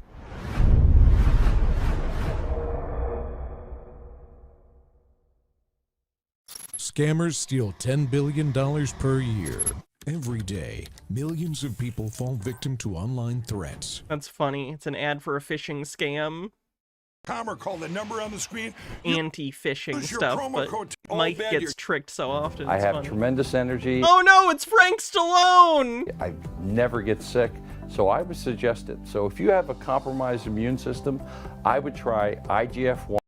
Disbarred from practicing law in Washington, D.C. after having a license. Yep, talking about the fact that Rudy Giuliani lost his license to practice law in D.C. Suspended last year. This is the issue we have here in America. If you're skeptical, as we said last segment, you know, we as Americans have the right to be skeptical, and we are. You do. It's not about skepticism. It's about malice. It's about lying. It's about fraud, which Rudy Giuliani took part in. By nature. But when you have Rudy Giuliani... Yeah, he lost his New York one a while ago, I believe. Giuliani being disbarred for questioning what we all believe was a rigged election, I think now more than ever. How do you get lawyers to come work for you? You know, I remember I was talking with one of your attorneys, Kurt Olson, and he said, you know, I'm doing this for the country. He said, at the end of the day, they're probably going to disbar me and they're probably going to ruin my life. Right. You don't have a million Kurt Olsons out there. You don't have a million Rudy Giulianis out there who are willing to put Thank God. Put their ass on the line for this damn country. Right. How do we survive past this when you can't get a top law firm in this country to work on something that means so much for this country? Well, you know, you could try a winning case. Usually law firms will come on if they think they'll win. I've said this before, just like the judges out there, just like the, you know, they have families, grandchildren, children, neighbors. And I really believe that the lawyers out there that went into fear, that went, you know, oh, I'm going to lose my life, I'm going to do this. They took a person, they took America's #1 mayor in history Yeah. 9/11 doing all the heavy lifting on that reputation. I mean, one of the biggest patriots that ever walked this planet. Senegami says, I fought the law and the law won. And went after him and disbar him. Now, Kurt Olson, same thing, but Kurt just won in Arizona, by the way. Kurt, we have a little victory down there, everybody. So there's a, you got companies like MyPillow being attacked more than any company in history. What's going to happen is people are not going to tolerate this. You get through this election here. It's just like I said, if we had China virus 2.0, no one's going to put up with that stuff again, like that we went through. We learned from it, just like we learned from the 2020 election and the 2022 election. We will not put up with this. People will reach out to these lawyers and say, hey, be the lawyers, be brave. You got to be brave. We only get one shot to save our country, everybody. This is it. So these attorneys, they're going to have to be brave, but it is, I think you went like this. It's more like you went way down. It was very hard to get anybody. I just had a thing with MyPillow that I went out to get with a banking thing. All of a sudden to borrow some money, and all of a sudden my name was on their attorney, wouldn't even have anything to do with it, to even signing the papers, the closing papers.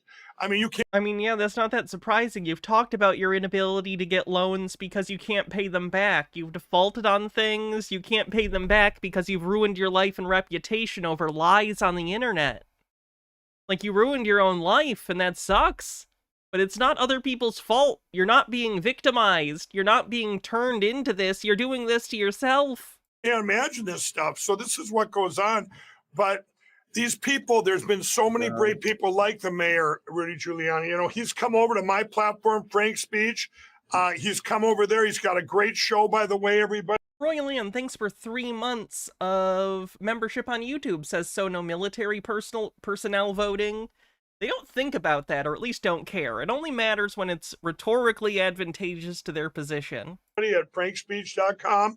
And also today, I don't know if we launched Vocal, VOCL.com, the new social media platform. So Rudy. Because Truth Social's going so great. Let's add another right-wing social media into the mix.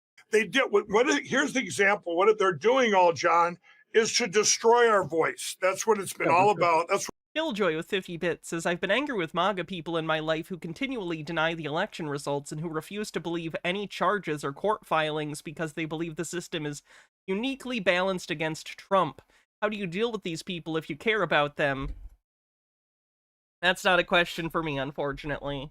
I don't have Trump people in my life anymore. I cunt them out, which was the correct decision for me. So I don't know. That's what Lou is so excited that our voice was going to expand over at Frank's Speech and get the word out on everything. And that's why they're attacking. You think they're disbarring people and going after companies and stuff. They want us to stop talking about securing our election platforms. I think they just want you to stop doing slander against companies and people. It all comes from our elections, everybody. Yep. We need elections rather than selections. And it comes down to the best elections ever, which is paper ballot, hand counted. You know, John, 132 countries have banned electronic voting machines from their election. Over 100 countries have banned early voting and mail-in voting. We have the worst election platform. Do you have an evidence-based reason for that, or you're just pointing to other countries? Because plenty of other countries ban plenty of things that I don't agree with. In the world right now, and we have to go from the worst to the best, and we've got to do it this year, going into next year. And we have to be everything that's happened over the past, call it decade, call it back when Lou, back in 2005 and 6, when Lou first was fighting these computers. 2005 is more than a decade ago. 2005 is like 20 years ago, for the record.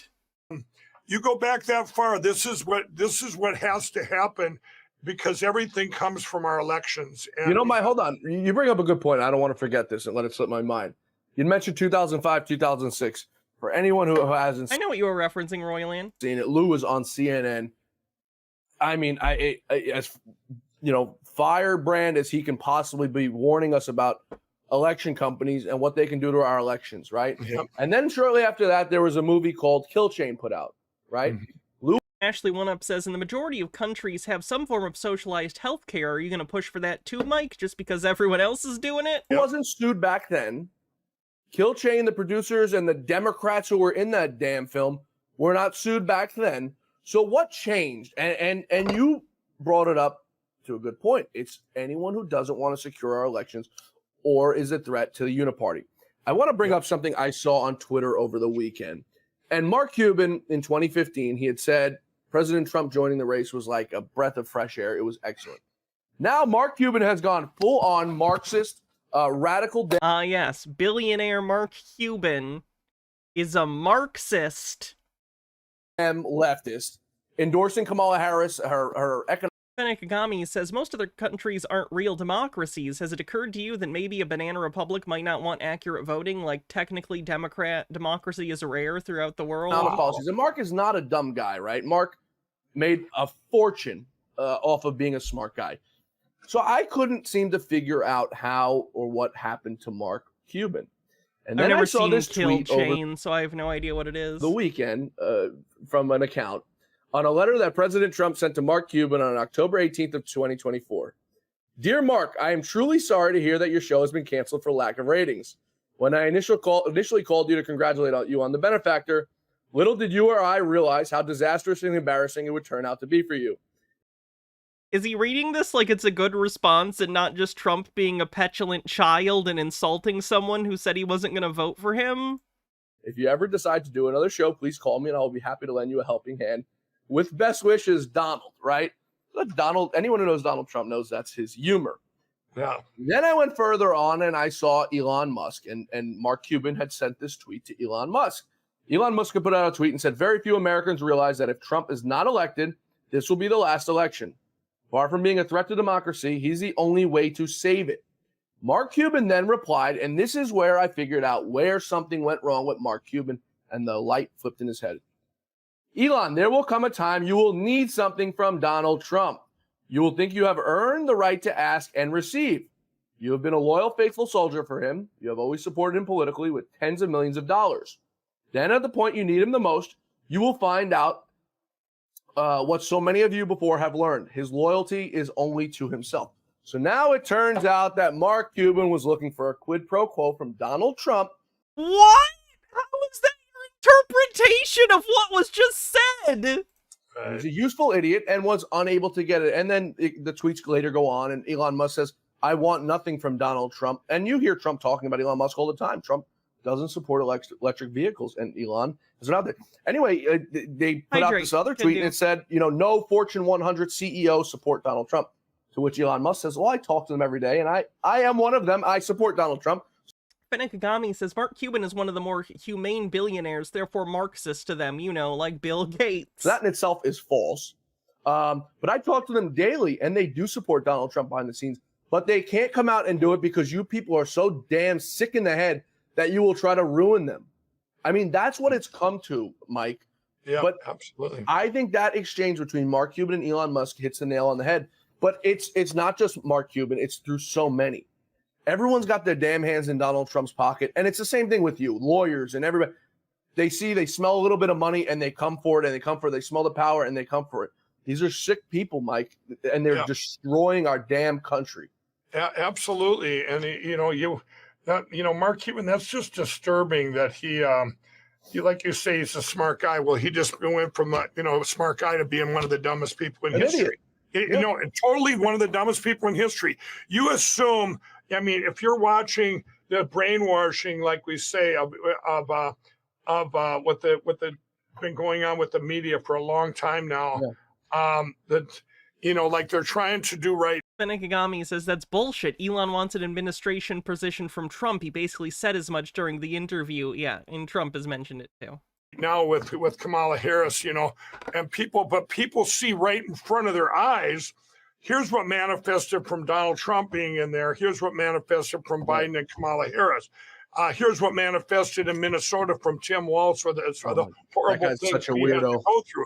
People can see it with their They're calling Walz a weirdo now. They're trying to flip the weird thing. own eyes. That's pretty funny. Now, but how does Mark Cuban, so he's taking a personal, he has a personal agenda. It's not what would be better for the country. He has made it personal, and that's sick. Mark Cuban has a big problem. You know, he's not seeing the big picture, or he doesn't care about the big picture. He only cares about Mark Cuban, and that's sad. That's really sad. Mike, there's so many of them like that. You're I mean, a very rare commodity in this world.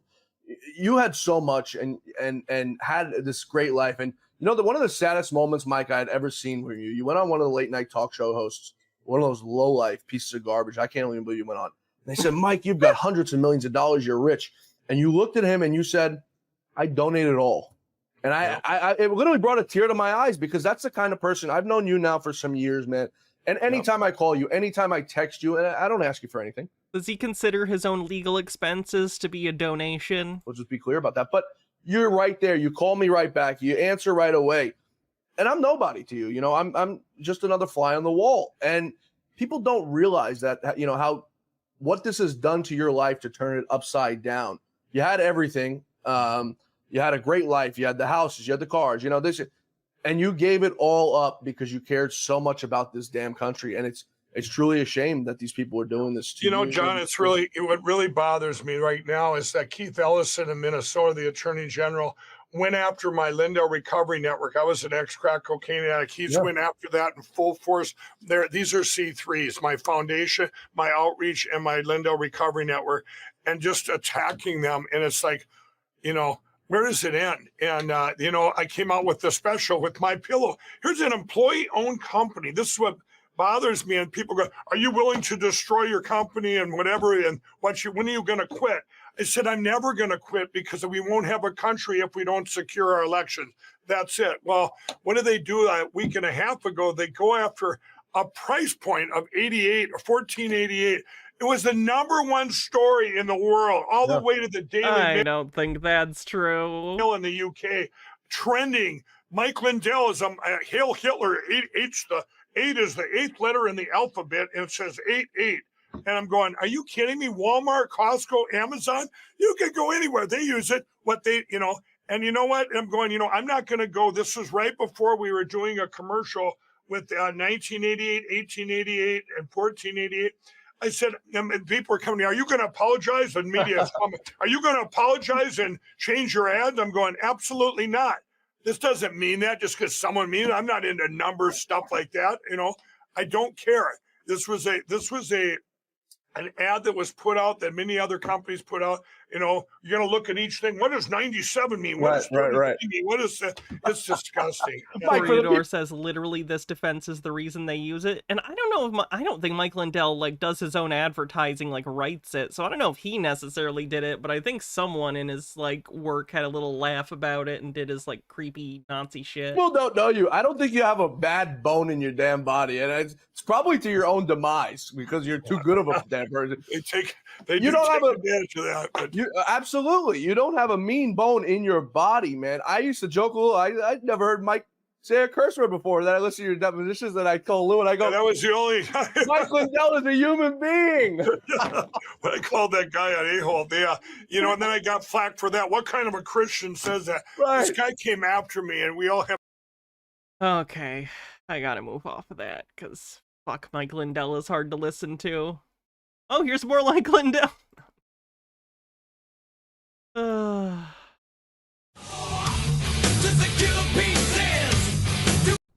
Last night, we got to witness the vice presidential debate with the Democrat vice president nominee, Tim Walz, and the Republican nominee, J.D. Vance.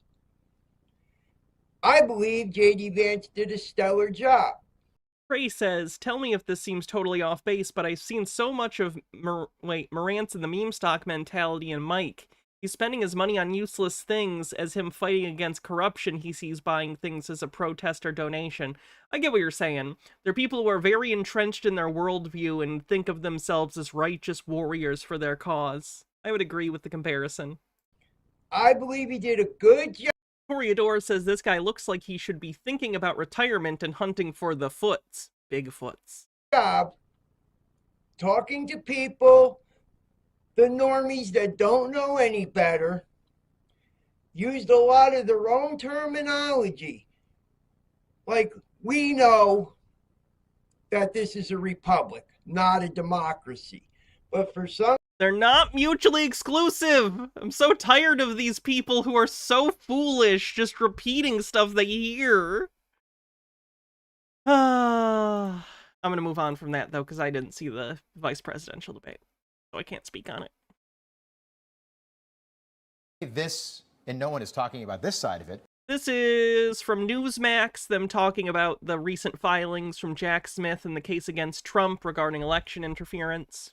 Could this actually benefit Donald Trump? Yes.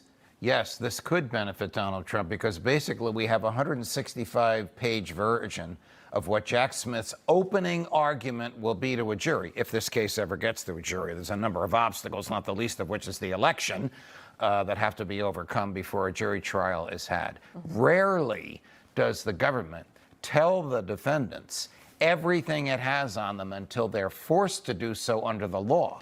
When does the law require them to do so? At the time of trial and not before. But because of the uniqueness of this case, the Supreme Court has ruled that the ex-presidents have a certain form of immunity. They have absolute immunity for core presidential acts. Those are acts defined under the Constitution.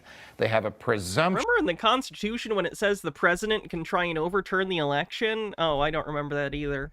Of immunity for official acts, things that the presidents do pursuant to statutory authority. They have no immunity for personal acts.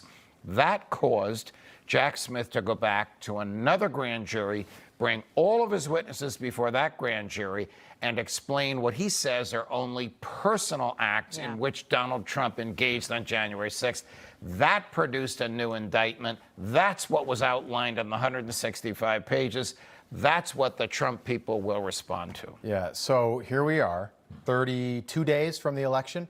How is this not election interference? But I want to widen it. Because he's literally just filing charges? It's not his fault that a person running for president is a criminal? Out. Because if your answer is yes, this is election interference, didn't James Comey do the same thing and help Donald Trump? October 28th, 2016, 11 days before the election, he held a press conference and made that announcement about the Hillary Clinton email probe. Yes. Was that election interference? Is this election interference? Well, it depends on how you look at it.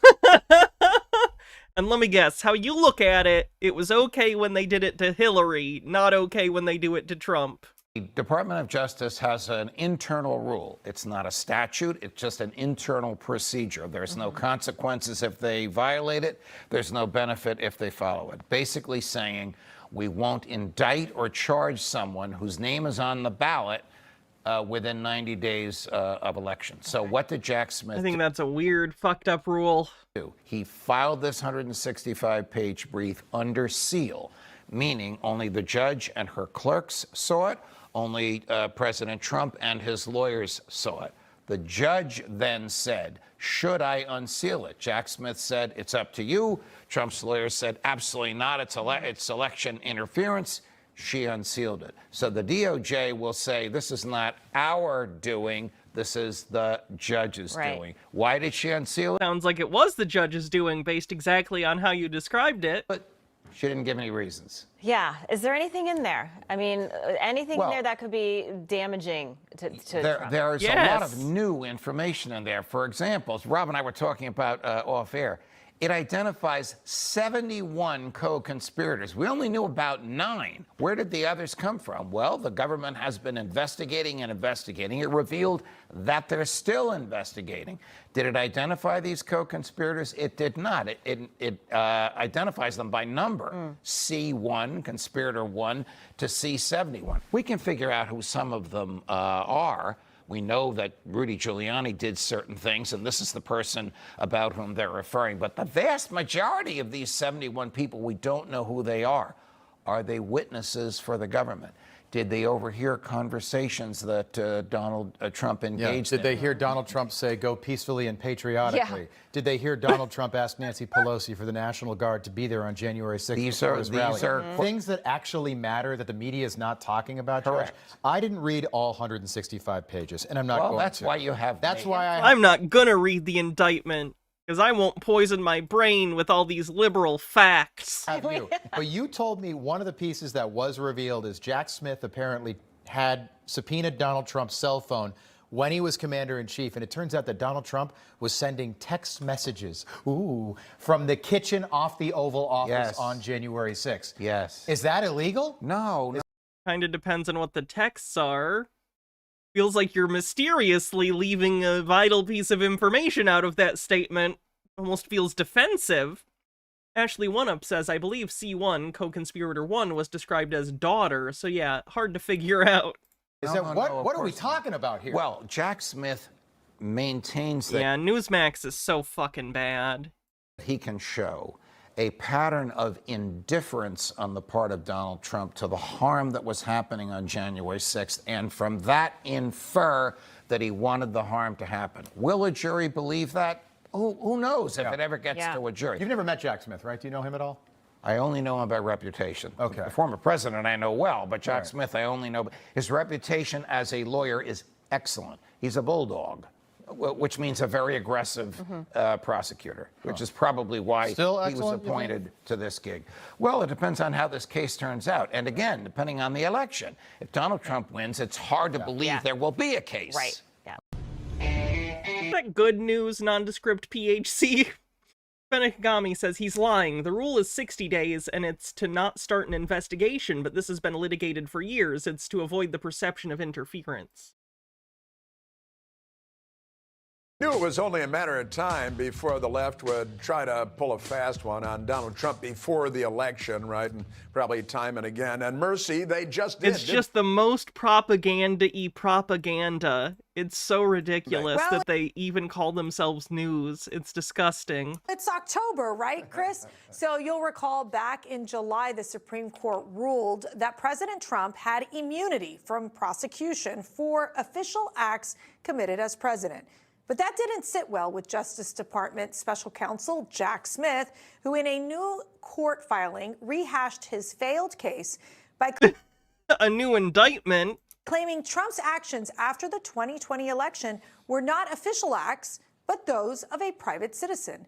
In the redacted 165-page brief released by D.C. federal judge Tanya Chutkin, Smith alleges President Trump intentionally lied to the public, state election officials, and then Vice President Mike Pence, and resorted to crimes in a bid to overturn the 2020 election in order to stay in office. The filing alleges Trump planned to declare victory from the start, while privately describing some of the claims of election fraud as crazy. President Trump responded on Truth Social, saying, 33 days before an important election, the release is another obvious attempt to undermine and weaponize American democracy and interfere in the 2024 presidential election. And we know how much Donald Trump cares about democracy. Continuing, Trump is dominating the election cycle, leading in the polls, and the radical Democrats He was not leading in the polls. Throughout the deep state are totally freaking out. This entire case is partisan, unconstitutional witch hunt that should be dismissed. Patrice, let me start with you. I mean, you know, J.D. Vance has like a dominant performance on the debate. What is it, 1 or 2 days later, we come up with the Jack Smith October surprise. I mean, there's so many things that are unusual about this. Not just the unusual timing right after the vice presidential debate, but, you know, 33 days before the presidential election. I think the process, from what I understand, was unusual. Usually the defense would put forward their motion, and instead you have the prosecutor putting forward their motion, and then the judge saying, oh, well, this is unusual, but we'll go with it. And so it creates, it's hard for anyone to they're claiming look at Vance dominated the debate. The context I haven't and see seen it, anything so I other can't than speak something to that's any of it. politically motivated by a Justice Department that's trying to clean up its mess and trying to get something before the American people to sway the election. Foldy, I mean, Chutkan, there's no repercussion. I mean, these judges have so much power, and obviously the judge didn't do anything wrong. Released this 165-page report.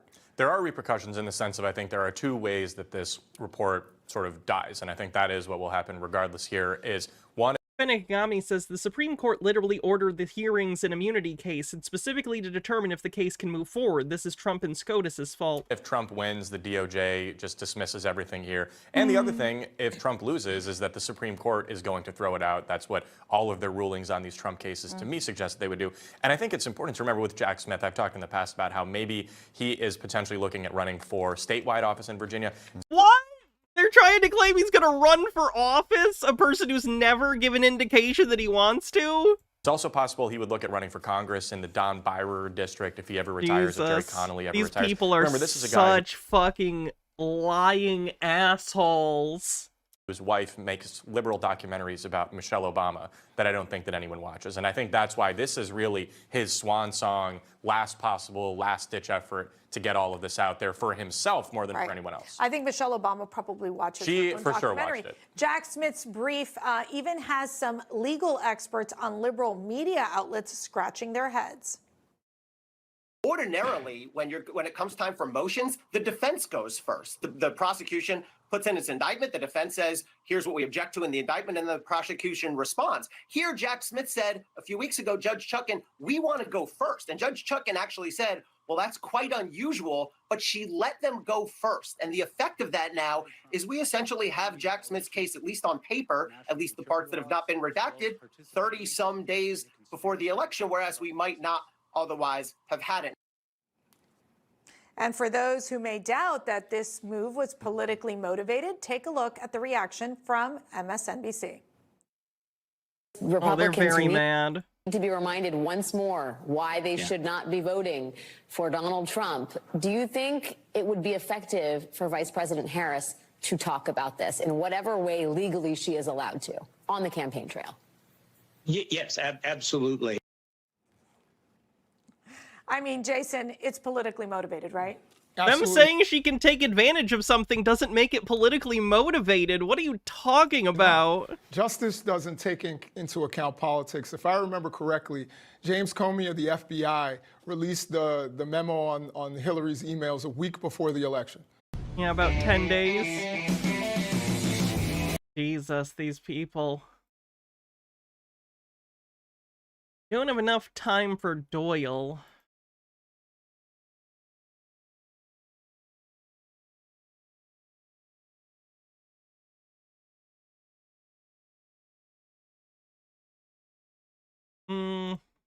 Seen some of that.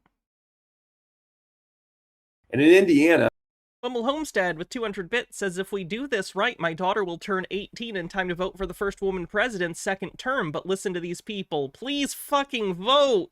Please vote. I didn't see the Destiny Doyle debate yet. I plan on it. Boy got slaughtered. Yeah, Doyle's always been bad at live performance. specifically, I see if you look at the Republican ticket versus the Democrat ticket, it's strength and godly boldness versus just, I would say, the Jezebel spirit and just this. They're calling, that's the Christian way of calling Harris a whore. They're calling Harris a whore, but trying to couch it in evangelical Christian language so they don't sound like the sexist pieces of shit they are. Idea of no boldness, right? This or boldness for immorality, right? You said the word Jezebel spirit. Benihigami says, here's the thought. Smith is pissed at Trump for all the bullshit he has to deal with from Trump, so his move was a bit of spite and catharsis. You know, and that's what we're seeing in a lot of these things that are taking place. A lot of the ideology and a lot of the policies and so forth are ultimately about control, which is the spirit of witchcraft, as we know, which that's what Jezebel operated in.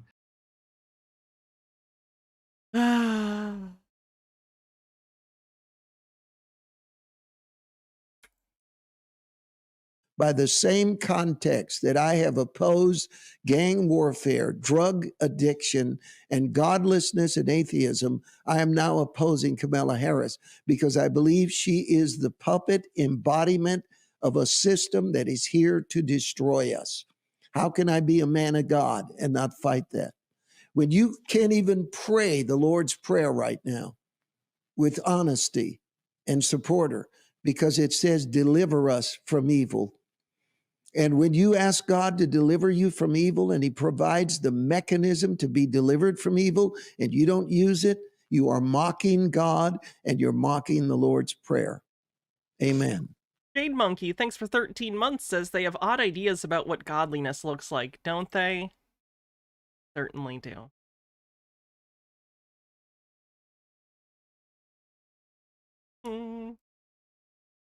Okay, this country is... Replace this equality stuff as being a religion. It's a religion. They are witnessing, aren't they? They are preaching. They are making disciples. Of course, they're cutting everything off of this disciple of theirs. They're out proselytizing in your schools. They're telling kids, oh, no, you're not a boy. You're really a girl. I promise you, they're not telling random children that. Benegami says, here's the thoughts. Oh, no, I read that. They're doing their religion violently. And I got to tell you, this is ancient history all over again. This happened thousands of years ago. And for it did not. Brief period of time, the Judeo-Christian influence put an end to it. And it did not. What are you talking about? Now, because the church and the influence has evaporated, all of that paganism's coming back, but it wears a tie or a dress now, and it's all fancied up. Everything I don't like is paganism. Absolute psychos. That looks bad, Joe. I think that is bad. So... I don't think so, but go ahead. Well, no. Tell us why you don't think so. DEI was not my idea, Corey. Wicked people, Marxist people, instituted DEI, and it set our country back in race relations by about 80 years. How in the world? I put the blame squarely at the feet of the left, and I will not take responsibility. And what I said in that clip, none of that is racist. And if that is racist, then racism is a word completely depleted of all its meaning, all its power. And if that's what racism is, then I really don't care if people think I'm a racist. Why do you think, though? Just saying it out loud. Isn't that special? Here's Mike Lindell begging for money. That might be fun. Whatever you can give, $5, I don't care what it is. This plan and what we're also doing with these, with what we did at the DNC convention when we filmed all the Democrats that voted for Biden and all their vote for Trump. We're producing videos from that and little mini commercials that are going to go out. We need so much help right now. And they can sit there, the media can call, Mike's a grifter. I want to be the worst grifter that ever lived. I'm not grifting. You can be a bad grifter. That's fine. That's still what you are. I'm trying to save a country, and we need your help. Whatever you can do, please donate, and then donate. Because when we get in, we really need to. We have to get to paper ballots and counted.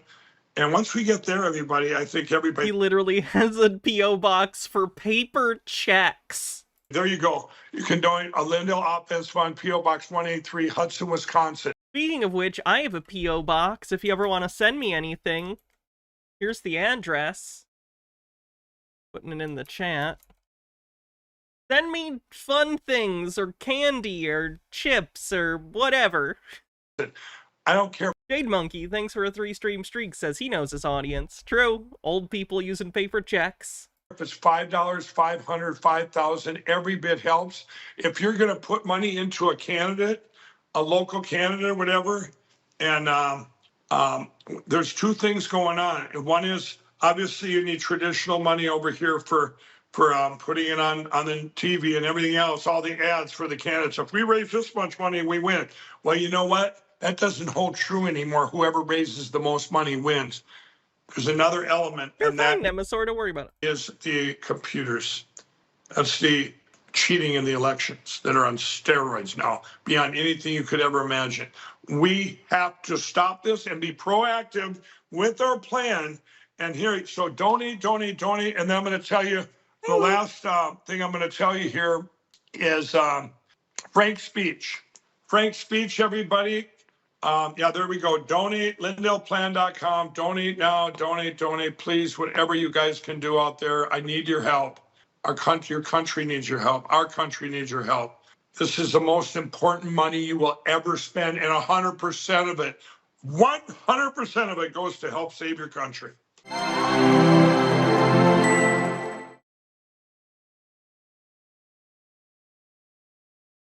Lupine. Everyone, this is Lupine. She desperately wants attention.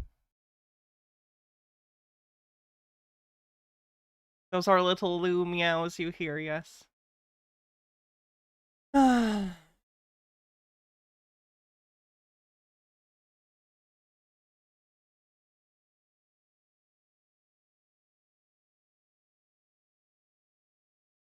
Let's see, was there anything else we needed to cover today, or had to cover today? What's a girl to do? God, I miss this show. What's a girl to do? I need to stop by the house. We still have one of your brownie pans from Thanksgiving. No, I don't know what that knucklehead son of mine is thinking, honestly. Gina could get Jackie to do just about anything. Like when he actually ate her cooking. One time, she actually got him to rent a plane and fly directly over a Hillary rally. Oh, that was great. So, yeah. Freeline says, I don't get how hand-counting ballots makes it harder to cheat an election. You just place people and have them count fake ballots. Yeah, it's nonsense. What'd that banner say again, Jackie? I don't remember. Yeah, neither do I. Was it vote for Hillary? I guarantee you that wasn't it. I am gonna go check on those centerpieces, if y'all excuse me. I think I'll join you. Yeah, I just need to. I'll help set up the registration I'm table. gonna check in with the board, too. What we raised in here. Jack, I want you to buy me this. Oh, it looks like Janet's already bid on it. Let's see what else they have. I'm sick of hearing about her. You're with me now, and I want this. Yeah, this is that MAGA I think sitcom. you just want it because Janet wants it. I really want this, and you need to pick me over her. I already did. Fine. If you won't get it for me, I'll just get it myself. I'll just get it myself.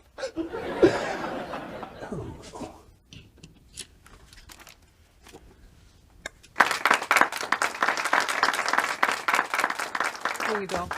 Thank you so much. Oh, man. I'm so sorry. It's worse. Excuse me 1 second.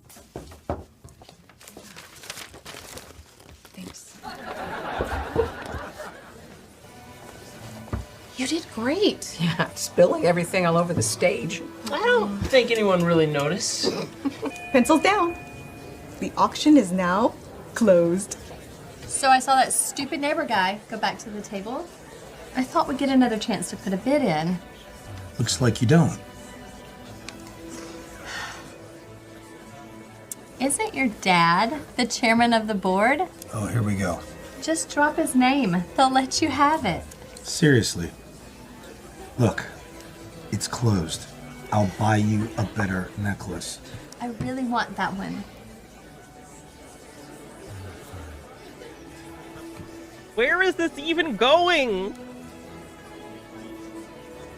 Why is this the clip they pulled from the episode?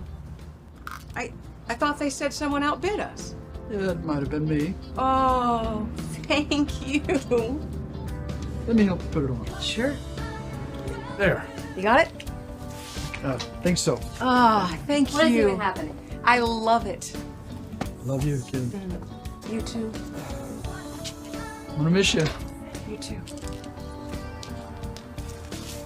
Where did you get the necklace? They said someone outbid me. Yeah, my dad. I love him.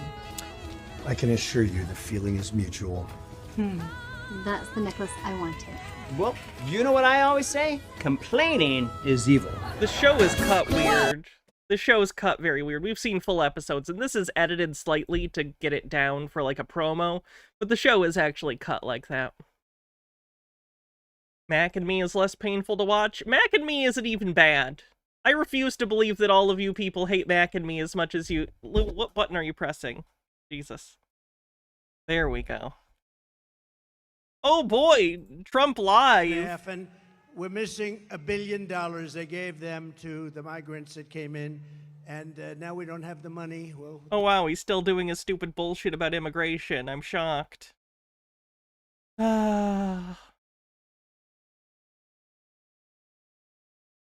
The ongoing election saga continues. The king.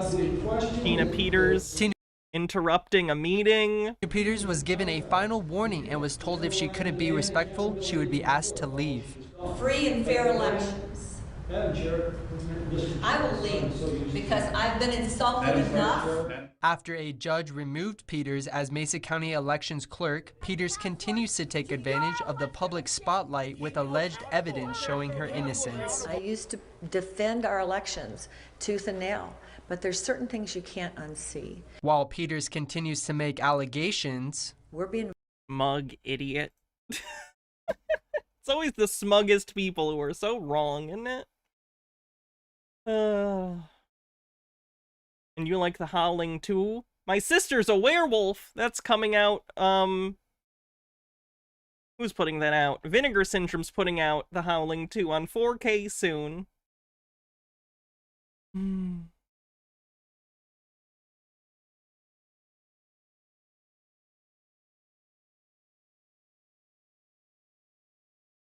you tell I've been watching stuff about Tokusatsu lately? Alright. Ashley One Up says everyone else at that meeting. She doesn't even go here. I'll always accept that clip. Mean Girls is fucking hilarious. Bob Larson versus Asimodeus. Oh, I found out that Bob Larson's reality TV show is on Tubi, by the way, because Tubi, as it turns out, has a bunch of Tokusatsu on it. I've been watching Tubi lately. And they also have Bob Larson's reality show, which he apparently had. She just got 9 years in jail. Yeah, we watched the sentencing earlier. She very much deserved it. She does not feel guilty at all about what she did. I don't even think she knows what she did wrong, to be entirely honest. His show's called The Real Exorcist. It is. It is. Which is ironic, because he's not a real exorcist. You're gonna have that What's a Girl to Do music stuck in your head? It gets in there, doesn't it? What's a girl to do?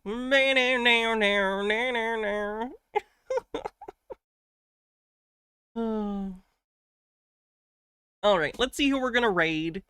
Thanks everyone for hanging out today for Chud Watch. Tomorrow we're gonna be streaming again. Not sure what we're gonna be doing. It'll be something fun though. Let's see.